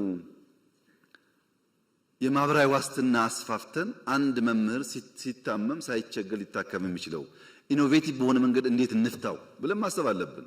ግን ስናስብ የትምህርቱንም፣ የወታደሩንም፣ የጤናውንም ሌላውም ሴክተር ደምረን መሆን አለበት። አሁን ቀረጥ ነፃ ከደሞዝ ግብር ቢቀነስ አላችሁ፣ መኪና ነፃ ቢገባ አላችሁ፣ ከዛ ደግሞ ደሞዝ ቢጨመር አላችሁ። አብሮ እኮ አይሄድም። መምህር መኖር አቅቶታል አላችሁ፣ ከውጭ ሀገር መኪና ቢያስገባ አላችሁ። አብሮ አይሄድም። ይሄ መኖር ያቃተው እንዴት ያስገባል መኪና? እውነታቸውን ነው። መኖር ተቸግረዋል ብዬ እንዳላስብ መኪና እንድናስገባ ደግሞ ዲዩቲ ፍሪ ፈቀድልን አላችሁ። 10 ሰውም ሊሆን ይችላል ያ ሰውዬ። ስንነጋገር ግን በወል እንየው ጉዳዩን። እኔ በህይወት እያለው መምህራን 70-80% መኪናቸውን ነድተው ሃይ ስኩል በር ላይ አቁሞ ሲያስተምሩ ከማየት በላይ ለኔ ደስታ የለም። ይሄን ለማየት ብታደር ከምንም በላይ የሚፈልገው ጉዳይ ነው። ይሄን ለማድረግ ግን ምን እየሰራን እንደሆነ ውስጡን አነሳላችሁና እነዚያ ጉዳይ ሲመለሱ ነው ምላሽ እያገኘ የሚሄደው። ትናንትና ወዲያ ገደማ ነጋዴዎች ጋር ውይይት ነበረኝ። ዘሆል ነጋዴ ያነሳው ልክ እናንተ ደሞዝ እንዳላችሁት ግብር ቀንስልን ነው። ዘሆል እዚያ ግብር ቀንስልን፣ እዚህ ደሞዝ ጨምርልን። አንድ ሀገር ነው፣ ግብር ይሰበሰባል፣ ከሱ ይጨመራል። ካልተሰበሰበ አይጨመርም። ከየት ይመጣል? ሐሳቡ ግልጽ ነው። እነዚህን ጉዳዮች ከሌሎች ዘርፎች ጋር ደምረን ብናይ፣ በፖሊሲ በስትራቴጂ በእቅድ ብናይ ነው የሚሻለው። ፒስ ሚል በሆነ መንገድ እየተናገርን ብንሄድ ከሆነ ጊዜ በኋላ መታችሁ ባለፈው ግብር ቀንስ ብለን ነበር፣ ነፃ ሕክምና ብለን ነበር፣ አልመለስከውም እንዳትሉኝ። የሚሻለው ይዣቸዋለሁ በማዕቀፍ እናያቸው እንደ ሀገር። ነገር ግን ደሞዝ በሚመለከት ሁለት ኢሹዎች አሉ። አንደኛው በዚህ ዓመት በያዝነው ዓመት መጠነኛ ደሞዝ እንጨምር ሲባል ምን ያክል ነው ኮስት የሚያደርገን እንደ ሀገር ስለሆነ የሚጨመረው 70 75 80 በሚል በኦፕሽን ቀረበ የሚጨመረው ደሞዝ። እንደምታውቁት በስኬል ለምሳሌ እኔ 30 ሺህ ማገኝ ከሆነ 10% ሲባል በስኬል ልክ እንዲጨምር፣ ታች ያለው ደግሞ በሚያገኘው ልክ እንዲጨምር የሚል ካቢኔ ቀረበ እና ግማሹ ካቢኔ አባላት ተቃወሙ። ትክክል አይደለም፣ ችግር የሁሉ ነው፣ ታች ግን ይብሳል። 2000 ብር 1000 ብር እየበሉ ቤተሰብ የሚያስተዳድሩ ሰዎች ስላሉ በስመ የደሞዝ ክፍያ ሃይራርኪያል በሆነ የሚከፈለው መንገድ ከሄድን ታቹ ስለሚጎዳ ከኛ ከሚኒስትሮቹ ወይም ከፍተኛ ከተከፋይ ከሆኑት ይቀንስና ታች እናስፋዋል። ታች ዝቅተኛው የመንግስት ተከፋይ 1700 አካባቢ ነበር። 300% ጨምረን 4800 ገባ። ይሄ በሚሆንበት ሰዓት 70 75 80 የነበረው አጠቃላይ ሀገራዊ ጭማሬ 91 ቢሊዮን ይገባል ተባለ። ፐርሰንቴጁ ስላደገ ይሁን ይግባ፣ ታች ያለው ከሚራብ ላይ ያለው ይቆያል። ለሁሉም ብናደርግ ጥሩ ነበር። ለሁሉም ካልቻልን ግን ሞይ ተጎዳውን ብንደግፍ ይሻላል ነው ሐሳቡ የነበረው። ይሄን የሚጠላ መምህር ያለ አይመስለኝም። ይሄ ተከፋይ ነው። የማይከፈላቸው ደግሞ አሉ፣ ደሞዝ የማይከፈላቸው። ለምሳሌ አርሶ አደር አለ፣ መድኃኒት አለ፣ ሴፍቲኔት አለ። 340 350 ቢሊዮን ብር ኢትዮጵያ ደጉማለች በዚህ ዓመት። በአንድ በኩል ደሞዝ፣ በሌላ በኩል ነዳጅ፣ ማዳበሪያ፣ መድኃኒት፣ ሴፍቲኔት ድጎማዎች ደግሞ 350 ቢሊዮን ወስደዋል። ያን እንዳለ ወስደን ደሞዝ ብናደርገው እናንተ ደስ ይላችኋል፣ አርሶ አደር ይከፋዋል። አርሶ አደር ከከፋው ግን ዋጋ የለውም፣ የእናንተን ገደል ገባ ማለት ነው። እንዳለ ወስደን ለኛ ሰራተኞች ብንከፍል ደሞዝ ከፍ ይላል። ግን በታክሲ ምክንያት የሚሰቃዩ ሰዎች አሉ። ነዳጅ ካልደጎምን መንቀሳቀስ የማይችሉ ሰዎች አሉ። ምን አለ ታዳኛ 91 ቢሊዮን ለኛ ሰራተኞች፣ 300 ደግሞ ለመላው የኢትዮጵያ። እዛ ውስጥ እነሱም ይጠቀማሉ። የሕክምና መድኃኒት ሰብሲዳይ ሲደረግ ለእናንተም ለኔም ጭምር ነው የሚደረገው። ነዳጅ ሲደረግ ለኔም ለእናንተም የሚደረገው። ማዳበሪያ ሲደረግ ለኔም ለእናንተም የሚደረገው። በቀጥታ ባንቆጥረውም በተዘዋዋሪ ማለት ነው። ጥያቄያችሁ ግን አንደኛ ሌጂቲሜት ነው፣ ሁለተኛ ደግሞ ብዙዎቻችሁ የምታነሱት ለፖለቲካ ለቅንጦት ሳይሆን የሰርቫይቫል ጉዳይ አድርጋችሁ ነው። አጣጥመን ለመሄድ ማክሲመም እንሰራለን። ደሞዛውን ብንጨምር ለምሳሌ ለመምህራን ስፔሻል አድርገን 30-40% ብንጨምር አሁን ከሚያገኘው ብለን ብንጨምር ችግሩ ይፈታል ወይ? አይፈታም። የእናንተ ችግር በደሞዝ ጭማሬ ብቻ የሚመለስ ጉዳይ አይደለም። ሰውየው አንድ ቁና ገብስ ይዞ ሙያተኛ ጋር ይሄዳል። ሙያተኛ ጋር ሄድና ይኸውልህ አንድ ቁና ገብስ አለኝ፣ ከዚህ ውስጥ ለዳቦ ለገንፎ እህል፣ ለቆሎ፣ ለጠላ እህል ስለምፈልግ ይሄንን በዚያ መልክ አስተናርተህ ስጠኝ ይለዋል። አንድ ቁና ነው። ዳቦ አለ፣ ቆሎ አለ፣ የገንፎ እህል አለ፣ የጠላ እህል አለ። ፍላጎቱ ብዙ ነው እና ሙያተኛው ወይ ፍላጎትህን ቀንስ ወይ ገብሱን ጨምር አለው። ያለኝ ይሄ ነው እንዴት አድርጌ ልጨምር ሲለው ሁለት ምርጫ አለ። አንደኛው ምርጫ አሁን ያለ አንድ ቁና ስለሆነ ለዳቦ ብቻ ወይም ለገንፎ ብቻ ላዘጋጅልህ። የለም የዳቦም የገንፎም ፈልጋለሁ ካክ ደግሞ አትብላ። አሁን ያዘውና ዘንድሮ ዝራውና በሚቀጥለው 5-6 ቁና ሲሆንልህ ያኔ ይዘውና አለው ይባላል። እናንተ ግን እንደ አዋቂ እንደ ልባም ሰው ማሰብ ያለባችሁ ጉዳይ ገበታ ላይ ያለው 3 እንጀራ ከሆነ እኛ 10 ሰዎች ከሆነ እዚሁ ገበታ ላይ ያለውን እንጀራ ነው የምንሻማው፣ 3ቷን ለ10። ልባም ሰዎች፣ ለትውልድ የሚያስቡ ሰዎች፣ በተለይ መምህራን ሲሆኑ ማሰብ ያለባቸው እንዴት ገበታው ላይ ያለውን ማድ 5፣ 6፣ 7፣ 10 እናርገው። ገበታውን እናስፋው እንጂ ያለችውን ብንሻማ እሷን ብንቀራመት እኛም በደህነት ልጆቻችንም ከዛ የባሰ ደህነት ይጠብቃቸዋል። ገበታ ማስፋት በምርት ነው የሚመጣው፣ በከንቱ አይመጣም። እሱ ላይ አብረን መስራት ይኖርብናል። የመጀመሪያው ማቀፍ ምንድነው? አጠቃላይ በሀገር እንየው። ነፃ ያችሁት ጉዳይ ለእናንተ ብቻ አይሆንም። በሀገር ማቀፍ እናያለን። የትምህርት ኮሚሽን የተባለው መከራ እየበላን ያለነው ተቋም ሪፎርም ለማድረግ ነው።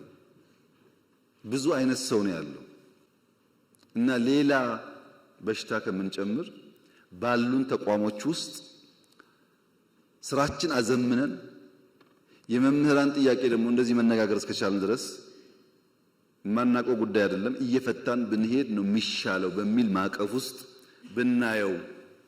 እዚያ የቀሩትሳ ሁለተኛው ማቀፍ አሰራራችን፣ ህጋችን፣ ስትራቴጂያችን እንፈትሽ። ትናንት በነበረን እውቀት በነበረን አንደርስታንዲንግ የሰራናቸው ጉዳዮች ያጎደሉት ጉዳይ ካለ እንፈትሽ። ለምሳሌ ከፖሊሲ ጋር አያይዞ ወንድም ያነሳቸው ጉዳዮች ባለፈው ታስታውሱ ከሆነ አማርኛ እንደ ሰብጀክት ለማትሪክ ይቀርብ ነበር። ታውቃላችሁ፣ ይሄ ለአማርኛ ቋንቋ ተናጋሪዎች የሚያዳላ ነው። ሌሎች ከአማርኛ ውጭ ቋንቋ የሚናገሩ ሰዎች ተጎድተዋል ተብሎ ነው የቀረው። ጭቅጭቁ የነበረው እንደዛ ነው። አሁን ደግሞ ኦሮምኛና አማርኛ ነው። ማትሪክ ብናስገባ ወላይታ ተጎዳው አይልም ወይ? ትግራዋይ ተጎዳው አይልም ወይ? ሶማሌ አይልም ወይ? አፋር አይልም ወይ? ሁሉንስ እንችላለን ወይ? እንዴት ስናጣጥመው ማሰብ ይፈልጋል። ምክንያቱም ለሁሉ አክሽን ከሌላው ግን ጥያቄ አለ። አሁን በቅንነት ነው ወንድም ያነሳው፣ ገብቶኛል። ምንም ችግር የለበትም፣ ሐሳቡ ጥሩ ነው። ይሄን ግን ይሁን ብንል እዚሁ ጋር ያለው ሶማሌ ወንድማችን እኛስ ይላል። ወደዛ እየገባን ስንሄድ ዳይቨርሲፋይድ ቋንቋ ስላለን ያዋጣናል ወይ? አንድ ቋንቋዎቹ ደግሞ እንዳይሞቱና አገር በቀል ቋንቋዎች እያደጉ ደግሞ እንዲሄዱ እንዴት እንስራበት? የሱን ኮንሰርን ለመመለስ ይሄ መፈተሽ ይፈልጋል። ዝም ብዬ አውትራይት የምናገረው ጉዳይ አይደለም። በደንብ ማየት አለብን። ከመምህራን ሙያ ብቃት ጋር፣ ስልጠና ጋር፣ ከትምህርት ፍኖተ ካርታችን ጋር፣ ስትራቴጂያችን ጋር ያነሳቸው ጉዳዮች ፍተሻ ይፈልጋሉ። መዋጮ እናንተ ሳታቁ ከደሞዛችሁ በቀጥታ የሚቆረጥ ከሆነ ስህተት ሳይሆን ወንጀል ነው። ትክክል አይደለም። እናንተን ሳያማክሩ መቁረጥ ማንም ሰው አይችልም። ደሞዝ እኮ የግል ሀብታችሁ ነው። አማክሯችሁ ናዋጣ ካላችሁ ብቻ ነው የሚደረገው። መዋጮ ግን ያስፈልጋል ወይ አያስፈልግም ያላችሁ እንደሆነ ምርጫ እናንተ ነው፣ ግዴታ አይደለም። እኔ በመዋጮ ነው ይሄን ግቢ የሰራሁት። ትናንት ሳይንስ ሙዚየም የሰራው በጣም አብዛኛው ነገር እንደዛ ነው። እንኳን እናንተ የውጭ ሰው እያዋጣ ስለሆነ ለምን ያለን ሪሶርስ ውስን ነው። ተሻምተን ካላመጣን በቀር ስራ እንሰራም። ወንጪ፣ ጎርጎራ፣ አላላኬላ፣ ጨበራ ምናምን የሚባለው በሙሉ መዋጮ ነው። እሱ ሁሉ ይቀራል ማለት ነው። መዋጮ ግን አምነን ፈቅደን ወደን በአቅማችን ልክ የምናደርገው እንጂ በጅምላ የሚቆረጥ መሆን የለበትም። እንፈትሻለን፣ ይህንን ጉዳይ እንፈትሻለን።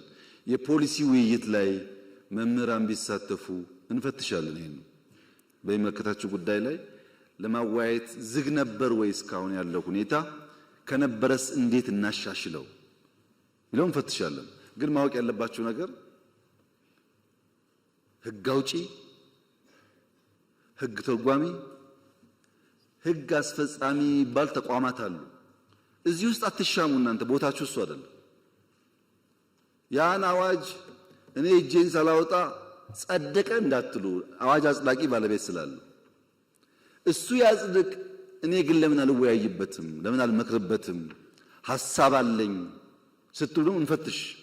እንዴት እንዳርገን እንደምንችል ያን ፕላትፎርም እንደምንፈጥር እኔ አሁን ቴክኖሎጂ ስላለ ቨርቹዋሊ ማድረግ ይቻላል። ችግር አይደለም። ብዙ ሐሳቦቻችሁ ጠቃሚ ስለሚሆን አሰራራችንን ፈትሸን ህጋችንን ፈትሸን የጎደለ ካለ እየሞላን እንሂድ። ማህበራዊ ጉዳይ ላይ የትምህርት ፖሊሲ ላይ በእንደዚህ አይነት ጉዳይ መፈተሽ ያለባቸው ህጉን፣ አሰራሩን፣ ስትራቴጂውን አይተን የማይጣረሱ ጉዳዮች ከሆኑ የምናያቸው። ይሄ የሚጨምረው የትምህርት ቋንቋ ብቻ ሳይሆን ትምህርት የምንሰጥበትን መንገድም ጭምር ነው። ለምሳሌ ጃፓን እስከ 10 ዓመቱ ድረስ ተማሪ ፈተና የሚባል ነገር የለም፣ ኤክስ እና ራይት የሚባል ነገር የለም፣ ጀጅመንት የለም። መዋለ ህጻናት ከዛ ደግሞ ቢያንስ ከ1 እስከ 4 ሲማር ፈተና ተፈትኖ ራይት ኤክስ አይደረግም። የጃፓኖች ዋነኛ ዓላማ አንድ ሰው የሚሰራበት ዋናው እድሜ ይሄ እድሜ ነው። ከዛ በኋላ ብዙ መረጃ የጨመረ ይሄዳል እንጂ ፋውንዴሽኑ እዚህ ጋር ነው ያለው። እዚህ ጋር መማር ያለበት አንደኛ ቲም ወርክ፣ ከጓደኞቹ ጋር በጋራ መስራት፣ መደማመጥ፣ መተጋገዝ፣ ተፈጥሮን ማድነቅ፣ ኃላፊነት መውሰድ ነው ማስተማር ያለብን ብለው አልጋ ያስነጥፏቸዋል። ሽንት ቤት ያጸዳሉ፣ ግቢ ያጸዳሉ። አበባ በሆነ ሰበብ አበባ ቆርጠው አንዱ ጓደኛ ለአንዱ ጓደኛ ይሰጣል። አቲቲዩድ ላይ ይሰራሉ። እና ጃፓኖች መጀመሪያ ነው መሰራት ያለበት ኤርሊ ቻይልድሁድ ላይ ስራ ያስፈልጋል። እዛ ያልተገነባ ሰው ብላሽ ነው ብለው ያምናሉ። ምን እንማራለን ከዚህ? አሁኑኑ ዛሬ እንጀምር አላችሁ፣ ግን መፈተሽ አለብን። እንፈትሽ የሚያዋጣን ከሆነ። እኛ ምን አደረግን? እንደተባለው ከ30 ሺህ በላይ መዋለ ህጻናት ገንብተናል ባለፉት 5-6 ዓመታት። ከ30 ሺህ በላይ በዚያ ምክንያት መምህራን ይቀጠር ነው። ለምን? ልጆች ቤት ከሚውሉ ጓደኞቻቸው ጋር ቋንቋ እየተናገሩ ስጠኝ አትስጠኝ እየተባባሉ ለአንደኛ ክፍል ቢዘጋጁ ይሻላል። እንደዚያ ካልሆነ ውሎ አድሮ የተሻለ ብቃት ያለው ሰው አናገኝም በሚል ሂሳብ ነው። ለምሳሌ የትምህርት በጀት ቢጨምር በጀት ችግር አለ። 2-3 አንስታችኋል። አንድ ዩኒቨርሲቲ ያለው በጀት ከራሱ ከትምህርት ሚኒስቴር ይበልጣል። ከራሱ ከትምህርት ሚኒስቴር ቢሊየንስ እኮ ነው የሚመደበው። ጓዶች አታውቁም እንዴ? ምን ያደርጋል ዩኒቨርሲቲ? ስታዲየም፣ ሆቴል፣ አጥር። ለዚህ እኮ ዩኒቨርሲቲ ይቁም ያልነው። ዩኒቨርሲቲ ማለት የኮንዶሚኒየም ግንባታ ማህበር ማለት አይደለም። ለምሳሌ ጅማ ዩኒቨርሲቲ ጤና ላይ የሚሰራ ከሆነ ይሁን ሆስፒታል ይገንባ። ሌላ ደግሞ ያለው አዳማ ዩኒቨርሲቲ ሳይንስ ላይ ከሆነ የሳይንስ ላብ ይገንባ። ፋሽን እኮ ነው ሁሉም ሆስፒታል ፋሽን አይደለም። ይጥቀመው አይጥቀመው ሁሉ ስታዲየም፣ ሁሉ የሆነ አጥር ፓላስ ይመስል ይሄ ሁሉ ብር ይወጣበታል። እያንዳንዱ ዩኒቨርሲቲ የሚወስደው ገንዘብ ብትደምሩት የትኛውም ተቋም ኢትዮጵያ ውስጥ ያን የሚያክል በጀት የሚወስድ የለም። በተናጠል አትይዙ ጉዳዩን በድምር ነው ማየት ያለባችሁ። ከኛ ቋት ሲወጣ ምናሰላው በዛ መንገድ ነው። ሁለተኛ ሃይ ስኩል አግዙ ደግፉ የተባለው በቅንነት ለምሳሌ እንደሚያነሳው እውነቱን ነው። መታገዝ የሚፈልጉ ክልሎች አሉ። በአየር ጸባይ ምክንያት በስራ ባህል ምክንያት ብዙ የማይተጉ ክልሎች አሉ። ማገዝ አለብን። ግን ደግሞ እንደሚማወቅ ያለብን ነገር ፌዴራሊዝም የሚባል ስርዓት ኢትዮጵያ ውስጥ ይኑር ያስፈልጋል ብለን ካመን ሃይ ስኩል ማስተዳደር የእያንዳንዱ ዞንና ክልል ስራ መሆኑን ማመን አለብን። ሃይ ስኩል ሲበላሽ የፌዴራል ስርዓቱ ግን ፌዴራሊዝም አብሮ አይሄድም። ይሄ ሃይ ስኩል መገንባት፣ የሃይ ስኩል መምህር መቅጠር፣ የሃይ ስኩል ደሞዝ መክፈል፣ የሃይ ስኩል መምህር ቤት ቦታ መስጠት የእያንዳንዱ ክልል ስራ ነው። ያን እንሻል ስንል ፌዴራል ስርዓቱን ስለምናፈርሰው ሌላ ደግሞ ኮንሲኩዌንስ ያመጣል ማለት ነው። እናንተ ሁሉን ስለምታውቁ እንደራችሁም የእውቀት ጋን ስለሆናችሁ በዚህኛው ያለው አደጋ በዚህኛው ያለው ጠቀሜታ ለማመዛዘን አትቸገሩም። በዚያ ስፕሪት ነው ማየት ያለብን። በጀት የቀነሰ አይደለም የኛ አሰራር። ዩኒቨርሲቲ አካባቢ ያሉ ሰዎች እዚህም ካላችሁ እኔ እስካሁን ባየሁት ጥቂት ዩኒቨርሲቲ ካልሆነ በቀር አብዛኛው የሰፈር ልጅ ቀጥሮ የሰፈር ቲፎዞ አምጥቶ ፕሮጀክት ምናምን ኮሚሽን ብሎ ወንበሩን የሚያደላድል እንጂ ዩኒቨርሲቲ ግቢ እንኳን የሚያጸዳ ሰው ብዙ አላየውም። ግቢውን ተውት አገሩን። እሱን ወደ ውስጥ መፈተሽ የሚጠቅም ይመስለኛል። ምን እያደረግኩ ነው እኔ ብሎ ማየት ጠቃሚ ይመስለኛል። ሶስተኛው ማዕቀፍ እኛና እናንተ በጋራ ብንሰራባቸው፣ በተናጠላለን በጋራ ብንሰራባቸው የሚሻሉ ጉዳዮች ደግሞ አሉ። ኃላፊነት መውሰድ አለብን። ለነገ ትውልድ ኢንቨስት ማድረግ አለብን። ተስማምተን የጋራ አሳይመንት ካልሆነ በቀር በአንድ ወገን የማይሰራ አንደኛው ምን አልኩኝ እንመልሳለን፣ እንፈትሻለን። ሁለተኛው ምን አልኩኝ ከሌሎች ተቋማት ጋር ክሮስ ሴክተራል ስለሆኑ እዚያ ውስጥ እናያለን። አሁን የማነሳቸውንስ በጋራ እንሰራበታለን። ያኔ መልሱ ሙሉ እየሆነ ይመጣል። አንደኛ ትምህርት ለትውልድ መቀጠል አለበት ብላችኋል። ትክክል ነው፣ መቀጠል አለበት። ግን የኔም የናንተም ስራ ነው፣ የፕሮፌሰር ብርሃኑም የናንተም ስራ ነው። ለምሳሌ ብሩ ተለመነ፣ የሆነ ሪሶርስ ተገኘ፣ መጨረሻ ግን የሚሰራው እዛው ያለ ወጣት ነው። ለዛ ወጣት ያንተን ድጋፍ እንፈልጋለን። ይሄ ትምህርት ቤት ለልጆቻችን ነው፣ ለኛ ነው የሚሰራው፣ ማገዝ አለብን ብለህ ካላስተማርከው በቀር ብሩ እያለ ስራው አይሰራም ማለት ነው። ከተገነባስ በኋላ ትምህርት ቤት ሃይ ስኩል እዚህ ጅማ ላይ፣ ወለጋ ላይ፣ እዚህ ምዕራብ ደቡብ አካባቢ ላይ ሃይ ስኩል ገንብተን እንሰት መትከል፣ አቮካዶ መትከል፣ ቡና መትከል እንዴት ብርቅ ይሆናል? ዝናብ እንደዚህ ብሎ የሚዘንበው ተማሪ እንዴት ነው በግቢ ውስጥ የማይተክለው? እንዴት ትምህርት ቤት ግቢ ውስጥ አቧራ ይታያል? ይሄን እናንተ ካላገዛችሁ ማን ያግዛል? ደግሞ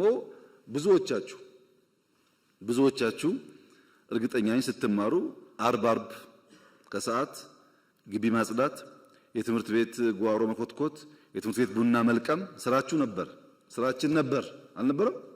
በቃ እሱ ማስቀጠል አለብን። ተማሪ መስራት አለበት። ያን ካልተለማመደ ሰው አይሆንም፣ ሙሉ ሰው አይሆንም። ይሄን ከናንተ ድጋፍ እንፈልጋለን። ምርታማነት አርሶ አደሩ ፕሮዳክቲቭ እንዲሆን ኢኒሼቲቮች ሲመጡ ከዚህ ይሁነኝ ብላችሁ በየከባቢያችሁ ማየት። ለምሳሌ አሁን ኮሪደር ብለን ቢሾፍቱ፣ አዳማ፣ ሻሸመኔ፣ ጅማ፣ ነቀምት ወደ ምስራቅ ያለው እንኳን ትቼ እነዚህ ሁሉ ከተሞች ይገነባል ኮሪደር። ቢሾፍቱ ላይ ከዚህ ከአዲስ አበባ መውጫ ከአቃቂ እስከ ሞጆ ያለው 26 ኪሎ ሜትር መንገድ ኦሮሚያ የሚገነባው። የኦሮሚያ ከተማ በሙሉ ቢሾፍቱ ብቻ ቢሆን ኖሮ፣ ጅማ ቢቀር፣ ነቀምቴ ቢቀር፣ ምናምን ቢቀር ኖሮ አዲስ አበባ ያየሽውን 100% ታይ ነበር እዛ። ኦሮሚያ ግን ትልቅ ነው፣ ብሩ ግን ውስን ነው። በዚያች ውስን ሀብት ልክ እንደ አዲስ አበባ አንድ ቦታ የሚታይ ጉዳይ ማድረግ አይችልም። ይሄን እናንተ አንደርስታንድ ማድረግ አለባችሁ። ኮሪደር ከተማ ላይ ግን ቢያንስ በትንሹ እኔ እንኳን በቅርበት እመራቸው ጅጅጋ፣ ሐረር፣ ድሬዳዋ 3 ትላልቆች አሉ። በምስራቅ ጅማ፣ ነቀምት አለ፣ ቢሾፍቱ፣ ሮቤ አለ፣ ሐዋሳ፣ አርባ ምንጭ፣ ሶዶ፣ በቅርቡ ደግሞ ያየሁት ማዕከላዊ ክልል ውስጥ ያሉ 3-4 ከተማዎች በተለይ ደግሞ የሀዲያ ዋና ከተማ አሉ እንቅስቃሴዎች። መጠናቸው ግን እንደ አዲስ አበባ መሆን አይችልም። ብሩ ትንሽ ስለሆነ እዛ የሚዋጣው ብር ውስን ነው፣ የሚሰጠው ብር ውስን ነው። ልክ እንደ አዲስ አበባ ማድረግ አይቻልም። ወደ ዋና ጉዳይ ስመጣ በቅርቡ በሃላባ፣ ከምባታ፣ ሀዲያና ስልጤ የገጠር ኮሪደር ብለን ጀምረናል። እነዚህ ስራዎች 4-5 አርሶ አደር ሶላር ሲስተም ያለው ሽንት ቤት ያለው ሳሎን መኝታ ቤት ያለው የከብቶች ቤት ያለው መጠነኛ ጓሮ እርሻ ያለው ሞዴል ለመስራት ነው። በእኛ አቅም 4 ጀመር። እዛ አካባቢ ያላችሁ ሰዎች ፎሎ አድርጋችሁ ደግፉ፣ እንዲባዛም አድርጉ። ያ ነገር መንግስት አክሮስ ዘ ካንትሪ ቤት ሊገነባ አይችልም። ታውቃላችሁ። ማሳያ ስራ ነው የሚሰራው። ባለፉት 6 ዓመታት አዲስ አበባ ላይ እዚህ አዋሬ እያፈረስን ስንገነባ ታውቃላችሁ። አሁን ደግሞ አዲስ አበባ ይበቃል ብለን በገጠር ኮሪደር አርሶ አደር ለመንካት መተናል። እሱን ማስፋት ላይ ብታግዙን፣ የጋራ ትርክት መገንባት ላይ ቅድም ወንድም ያነሳው 100% ከሐሳቤ ጋር ይስማማል። የጋራ ትርክት መገንባት ላይ እንደሚያስፈልግ አውቀን ስትራቴጂ ቀይሰን እቅድ አወጥተን እየሰራንበት ነው። የእናንተ ድጋፍ ግን ያስፈልጋል። ሰው ነው፣ ሰው አትግደል፣ ወንድምህ ነው የሚል እሳቤ በየቀኑ በየትምህርት ቤት ካልተነገረ በስተቀር በሚዲያ ብቻ በቂ አይደለም። አብረን እንስራ። እሱን ምርታማነት ላይ ስንዴው፣ ቡናው፣ ሻዩ ፕሮዳክቲቪቲ እንዲያድግ አርሶ አደር ማንቃት ማስተማር ላይ አብረን እንስራ። የትምህርት ጥራት ላይ አብረን እንስራ። በመንግስት ፖሊሲ ብቻ አይመለስም። መልካም አስተዳደር አብረን እንስራ። እናንተ እኮ ናችሁ የሁሉ ሰው አስተማሪ። ቅድም እንዳላችሁት ቀበሌ ላይ የሚረብሸው ወረዳ ላይ የሚረብሸውን ሰው ያስተማራችሁትን ሰው እባክህን ህዝብ አገልግል፣ ነውር ነው ታሪካችን ባህላችን ብላችሁ ብትመክሩ ብዙ ሰው ሊቀየር ይችላል። አግዙ። እሱ ላይ እኔ ጋር ብትወረውሩ ጠጠሩን ብቻዬን አልፈታውም። ብንተጋገዝ ግን ሊቀንስ ይችላል።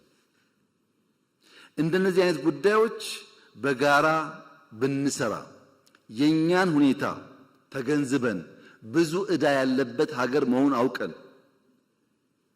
ከኋላ ደግሞ አርፍደን ደራሽ ስለሆን ፈጥነን ቀንም ማታም ሰርተን ነገር እንቀይር ካላችሁ መተጋገዝ ይፈልጋል። አንዳንዱን እንመልስላችኋለን፣ አንዳንዱን እንፈትሻለን ፖሊሲዎቻችን። አንዳንዱን ግን በጋራ ካልሰራን በቀር በእኛ ብቻ አይመለስም። ካገዛችሁን ካገዝናችሁ ከተጋገዝን ግን በእርግጠኝነት ጊዜ ይወስዱ እንደሆን እንጂ እየተፈቱ ይሄዳሉ። በመንግስት በኩል እነዚህን ያደሩ ችግሮች በ5 ማዕቀፍ ውስጥ ልንፈታ ወስነናል። በ5 ማዕቀፍ ውስጥ የመጀመሪያው ኢንክሉሲቭ ናሽናል ዲያሎግ ነው። ብዙ የሚያጨቃጭቅ ጉዳይ አለን፣ ግን ቁጭ ብለን በንግግር እንፍታ፣ በውይይት እንፍታ፣ በመደማመጥ እንፍታ። መደማመጥ ያስፈልጋል። የአንዱ ፍላጎት ሲሳካ አንዱ ስለሚያኮርፍ አንዱን አስኮርፎ ደግሞ የተሟላ ሀገር መፍጠር ስለማይቻል እንወያይበት ነው ያልነው። በእናንተ እድሜ በአባቶቻችሁም እድሜ የኢትዮጵያ መንግስታት አንዳቸውም ቢሆኑ ጉዳያችንን በውይይት እንፍታ ብለው የውይይት አውድ ፈጥረው አያውቁም። ኢንክሉሲቭ ናሽናል ዲያሎግ በኢትዮጵያ ታሪክ የመጀመሪያው ነው። ለመጠቀም ያለው ፍላጎት ግን ውስን ነው። እንወያይ ይልሃል። እሺ እንወያይ ስታቋቁምንም አይወያይም። ካልተወያየ ችግሩን ካልተናገረ ግን መፍትሄ ከየትም ሊመጣልት አይችልም። እና አንዱ መፍትሄ ያለው እንወያይ። ስለምን ደሞዝ ሊሆን ይችላል፣ መሬት ሊሆን ይችላል፣ ህገ መንግስት ሊሆን ይችላል፣ ስልጣን ሊሆን ይችላል፣ ድንበር ሊሆን ይችላል፣ ባህር በር ሊሆን ይችላል። ግን እንወያይ፣ በውይይት በምክክር እናርገው። ስንመካከር አንዳንዱን ዛሬ አንዳንዱን ነገ አንዳንዱ ደግሞ እናቆየዋለን። ካልተመካከርን ቅደም ተከተል ይጠፋል። አንዱ ማዕቀፍ ውይይት ነው። እሱ ላይ እናንተም ሚናችሁ መጫወት አለባችሁ። ሁለተኛው ማዕቀፍ የሽግግር ፍትህ ነው። ተበድያለሁ፣ ተገድያለሁ፣ ተቀምቻለሁ፣ ተጎድቻለሁ ብዙ ሮሮ ስላለ አላየንም አልሰማንም ብለን ከምንዘጋ የሽግግር ፍትህ ብናበጅ በየጊዜው የተጎዱ ሰዎች ካሉ በይቅርታም በሽግግር ፍትህም ቢታይላቸው ለአንዴና ለመጨረሻ ጊዜ የትናንትናው ታሪክ ፋይል ዘግተን መማሪያ ብቻ አድርገን ወደፊት ለመንደርደር ያግዘናል እና የሽግግር ፍትህ እናበጅ። እንወያይ ብቻ አይደለም፣ ቁስል ባለበትም ፍትህ እናረጋግጥ። ሶስተኛው ማዕቀፍ በርካታ ሰዎች አኩርፈው ጫካ ገብተዋል። በኢትዮጵያ ሕገ መንግስት መሰረት በትጥቅ ለስልጣን መታገል ሕገ ወጥ ነው፣ አይፈቀድም። ሕገ ወጥ ነውና በሕግ ማስከበር ብቻ እንሂድ ካል ስለማያዋጣ ዲዲአር እናርግ። የታጠቁ ሰዎች በተሐድሶ ትጥቃቸውን ፈተው በሙያቸው ሰርተው ወደሚኖሩበት ስርዓት እንመልሳቸው። ከትግራይም ይሁን ከኦሮሚያ ከአማራም ይሁን ከቤኒሻንጉል ብለን ዲዲአር አበጀን። ኮሚሽን እንቋቋም ነው። ይሄ ኮሚሽን ስራው የታጠቁ ያኮረፉ ሰዎች አወያይቶ የሽግግር ፍትህ አረጋግጦ ወደ ቀያቸው መልሶ ሰላማዊ ህይወት እንዲኖሩ ማድረግ አለብን። አራተኛው ማዕቀፍ ይሄ ሁሉ ቢሰራ ኢኮኖሚክ ሪፎርም ካላደረግን ኢኮኖሚክ ስብራት እያለ ዘላቂ ሰላም ልናመጣ አንችልም። ሪፎርሙ ደግሞ እንደ ከዚህ ቀደሙ ግብርና መር ብንለው አያዋጣም። ብዝሃ ዘርፍ መሆን አለበት። ግብርናም፣ ኢንዱስትሪም፣ ማይኒንግም፣ ቱሪዝምም፣ አይሲቲም በሁሉም ዘርፍ ካልተንቀሳቀስን አንድ በአንድ አንደርስም ብለን ግብርና ላይ እንዳላችሁት እኮ ነው። የኢትዮጵያ ግብርና በኩታ ገጠም፣ በማዳበሪያ አቅርቦት ስፋት፣ በኢሪጌሽን በዓመት ሁለቴ በማምረት ገና ብዙ ስራ ይጠበቅብንም የሚጨበጥ የሚታይ ለውጥ መጥቷል። መካድ አይቻልም። በቡና በስንዴ በሩዝ መጥቷል። ገና ግን ብዙ ስራ ይጠበቅብናል። ጥያቄ የለውም። እሱ ያልታረሰ ቦታ ሰፊ አለን፣ ውሃ አለን። በስፋት በኩታ ገጠም በማሽነሪስ ምርታማነት ማሳደግ አለብን። ጅማሮ ግን ተስፋ ሰጪ ነው። በኢንዱስትሪም እንደዚሁ ነው። በቱሪዝም ትናንት እንዳያችሁት ነው። በጣም በርካታ ስራ ተሰርቷል። በአይሲቲም ተሞክሯል። እንደዚሁ ማይኒንግ ከዚህ ቀደም የተዘነጋ ሴክተር ነው። በዚህ ዓመት ለመጀመሪያ ጊዜ ላለፉት ብዙ አስርተ ዓመታት በኢትዮጵያ ውስጥ ነምበር 1 ኤክስፖርት ቡና ነው። ከቡና ቀጥሎ ያሉት ተደምረው ወደ ቡና አይጠጉም። ዘንድሮ ግን በኢትዮጵያ ኤክስፖርት አንደኛው ወርቅ ነው። ስለዚህ ማይኒንግ ያስፈልጋል ማለታችን ሰርቷል ማለት ነው። ከለውጡ በፊት እኔ ኮንታ ስመጣ 1 ኪሎ ግራም ሲሚንቶ ኮይሻ አልነበረውም። 1 ኪሎ ግራም ፕሮጀክቱ አለ፣ ካምፕ አለ። 1 ኪሎ ግራም ሲሚንቶ ለግድብ ግን አልተሰራም። አሁን ግድቡ እሱ ሁሉ ገንዘብ ነው ከናንተ ላይ ተቀምጦ የሚሰራበት ማለት ነው። በነገራችን ላይ 27000 ኪሎ ሜትር አስፋልት ኮንክሪት ኮንትራት ነው ያለው ኢትዮጵያ ውስጥ። ምንም ሳልጨምር 1.5 ትሪሊየን ብር ጠይቀውኛል። 1.5 ትሪሊየን የኢትዮጵያ አጠቃላይ በጀት 2 ትሪሊየን ነው። 1.5 መንገድ ጠይቋል። በጣም ሰፊ ቦታ መንገድ ስራ አለ። ችግሩ ምንድነው? ጥራት የለም። ሌባ ብዙ ነው እንደምታውቁት። ሲሚንቶ ይሰርቃል፣ ያይሰርቃል። ችግሮች አሉ።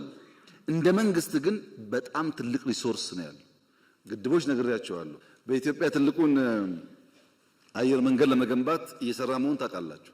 ዲስ አር ፋውንዴሽናል ስራዎች። ይሄን ግን ተውት። ድሮ ነበረ ከሚባል ስራ 2-3 ላንሳላችሁ። ለምሳሌ ከአዲስ አበባ ጅቡቲ ባቡር ነበር ተሰርቷል ከለውጡ በፊት ታውቃላችሁ። ከአዲስ አበባ ጅቡቲ ባቡር ከለውጡ በፊት ሳይሆን ከለውጡ በኋላ እስከ ዛሬ 4 ዓመት ድረስ በሰዓት 20 ኪሎ ሜትር ነበር የሚጓዘው። 2 ፉርጎ ይዞ 20 ኪሎ ሜትር። የምታውቁት ታውቃላችሁ ከዚህ የመጣችሁ አሁን እንደምንም 60 አድርሰነዋል። 60 ኪሎ ሜትር ፐር አወር ፉርጎም ጨምሯል። ገና ይቀራል። ተሰራ ተባለ እንጂ የሰራተኛ ደሞዝ መክፈል አይችልም። እዳ አይደለም ደሞዙን አንድ በሉ። ስኳር ሌላውን ተውት። ወንጂ እዚህ ያለው ወንጂ ስኳር ፋብሪካ ለሰራተኛ ደሞዝ መክፈል አቅቶት ሰራተኛ ተፈትኖበት ነበር ትናንትና። ለውጡ በእያንዳንዱ ጓዳ ውስጥ የፈታቸው ጉዳዮች በጣም በርካታ ናቸው። ወይም እኛ አልተናገርናቸውም ወይም እናንተ ማየት አልፈለጋችሁም። እናንተ ሲባል ድፍን ኢትዮጵያ ማለት ነው። እናንተ ብቻ አይደላችሁ። ከ13 ፋብሪካዎች ስኳር አሁን እንደምንም 7 ደረስን። 7ቱ ብቻ ነው ደሞዝ የሚከፍለው። ብድር ይመጣል ከቻይና እድገት ይባላል። ብድር ይመጣል እድገት ይባላል።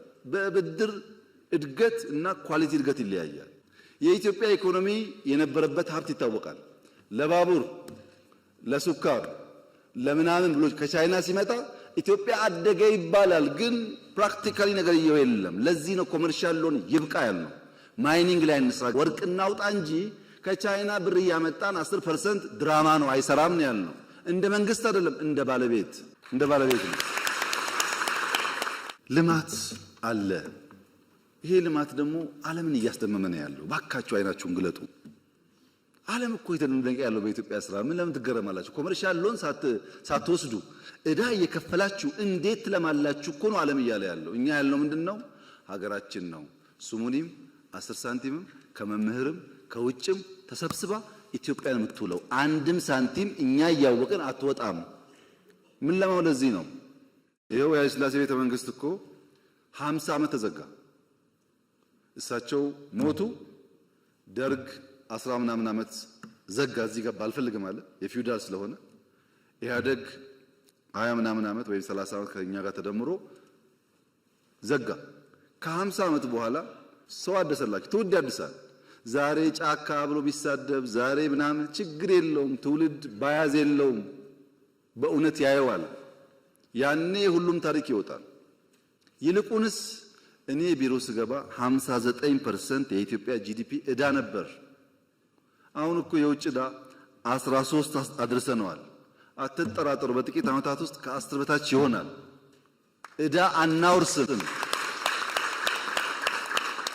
አምስተኛው የሰራነው ተቋም ላይ ተቋም ሪፎርም፣ ሎ ኢንፎርስመንት ኤጀንሲስ፣ ትምህርት ሚኒስቴር፣ ጤና ሚኒስቴር፣ ከተማ ሪፎርሞች ተቋማት ላይ ሲቪል ሰርቪስ ተቋም ካልተገነባ በቀር ስለማንሸክም ይሄ ስራ አምስቱም ኢንክሉሲቭ ናሽናል ዲያሎጉም፣ የሽግግር ፍትህ፣ የዲዲአር ታድሶ ፕሮግራም፣ ኢኮኖሚክ ሪፎርም፣ የተቋም ሪፎርም አምስቱም አድራሽ ነው እንጂ ግብ አይደለም። ስንናገር ውለን ብናድር ግብ መሆናችን ተናግረን ከዛ ወደ ልማት እንገባለን ነው። ተናግረን ውጊያ እንቀንሳለን ነው እንጂ ንግግር ግብ አይደለም። ግብ ነው እንዴ? ዲዲአር ግብ እኮ አይደለም። ከምንተዋኮስ አብረን እናርሳለን ለማለት ነው እንጂ ግብ አይደለም። እነዚህ 5 ጉዳዮች ማየት ያለባችሁ ልክ አንድ ሰው ትኬት ቆርጦ አሜሪካን ሲጓዝ እንዳለው ስፕሪት ነው። አንድ ሰው ትኬት ቆርጦ ወደ አሜሪካ ሲሄድ የሚሰጠው አንድ ወንበር ነው። ታውቃላችሁ፣ ሰዓቱ 10 ምናምን ሰዓት ነው በረራው። አንድ ወንበር ይሰጠዋል። መቀመጫም ነው፣ ከደከመውስ አልጋም ነው። መንቀሳቀሻ ቦታ የለም። ታውቃላችሁ፣ ትንሽ ቦታ ናት አውሮፕላን ላይ። ሰው ቢርበው ምግብ ቢል አንዴ ሁለቴ ይሰጣል። ግን ይሰጥ ፈልገህ አይደለም፣ ይሰጣል፣ ታሽጎ ይሰጣል እንጂ ይሄኛውን አልፈልግም ምስር አድርግልኝ አይባልም። አየር ላይ ይባላል። ሽሮ አድርግልኝ እኮ አይባልም። ወይ ትበላለህ ወይ ትተዋለህ። ለምን? የአውሮፕላን ስራ ማድረስ ነው እንጂ እኮ አውሮፕላን በራሱ አገር አይደለም። የምትሄድበት እስከምትደርስ ሽንት ቤቱ ውስን ነው፣ መቀመጫ ውስን ነው፣ አልጋው አይመችም፣ መንቀሳቀሻ ቦታ የለም፣ ምግብ ውስን ነው። ችለህ ዋሽንግተን ስትደርስ ክፍት ይሆናል ማለት ወይ ከዛ ስመጣ ክፍት ይሆናል ማለት ነው። እኔና እናንተ ያለንበት ሁኔታ እንደሱ ነው። አድራሾች ነን፣ ወደ ብልጽግና አድራሽ ነን። ያሻነውን ነገር ማድረግ አንችልም።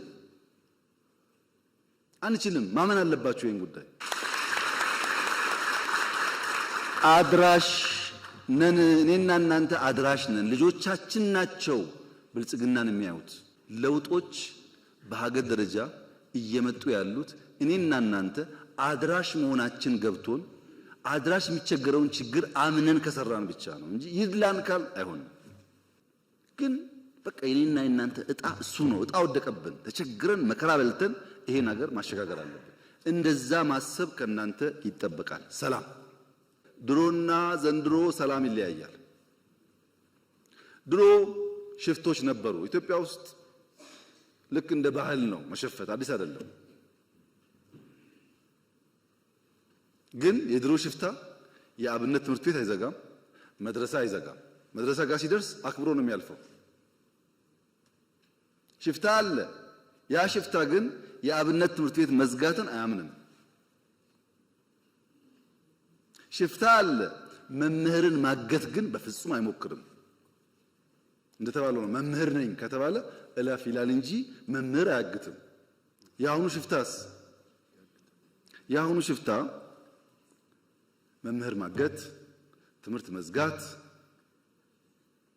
ተማሪ እንዳይማር መከልከል የትግሩ አካል ያደረገ ግን ደግሞ እታገልልሃለሁ የሚል ሆኖ መጣ። ኒው ቻሌንጅ ነው ይሄ። በመንግስቱ ኃይለማርያም ጊዜ ድፍን ኤርትራ፣ ድፍን ትግራይ ውጊያ ነበር ታውቃላችሁ። ግን ወያኔም ይሁን ደርግ ትምህርት ቤት እንዝጋ አይሉ።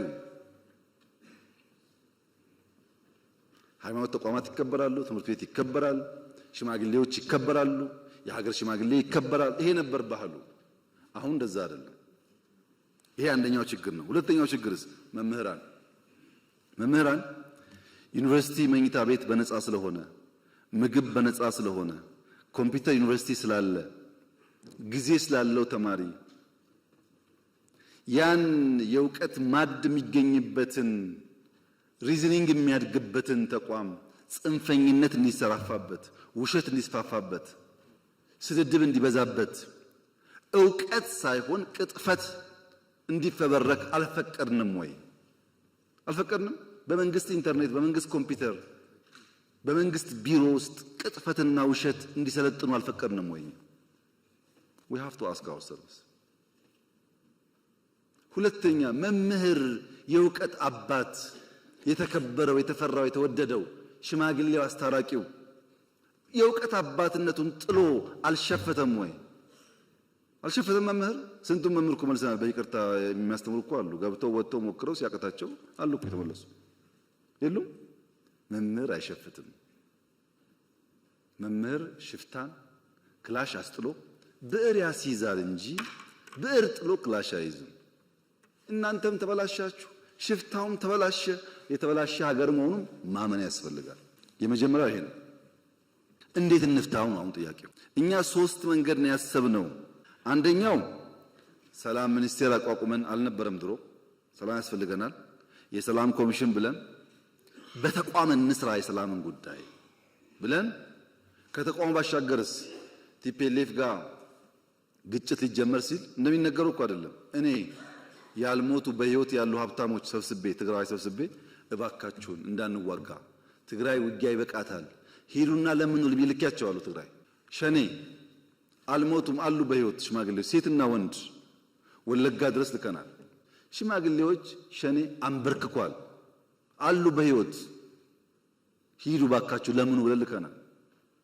ፋኖ በቲቪ አይታችኋል።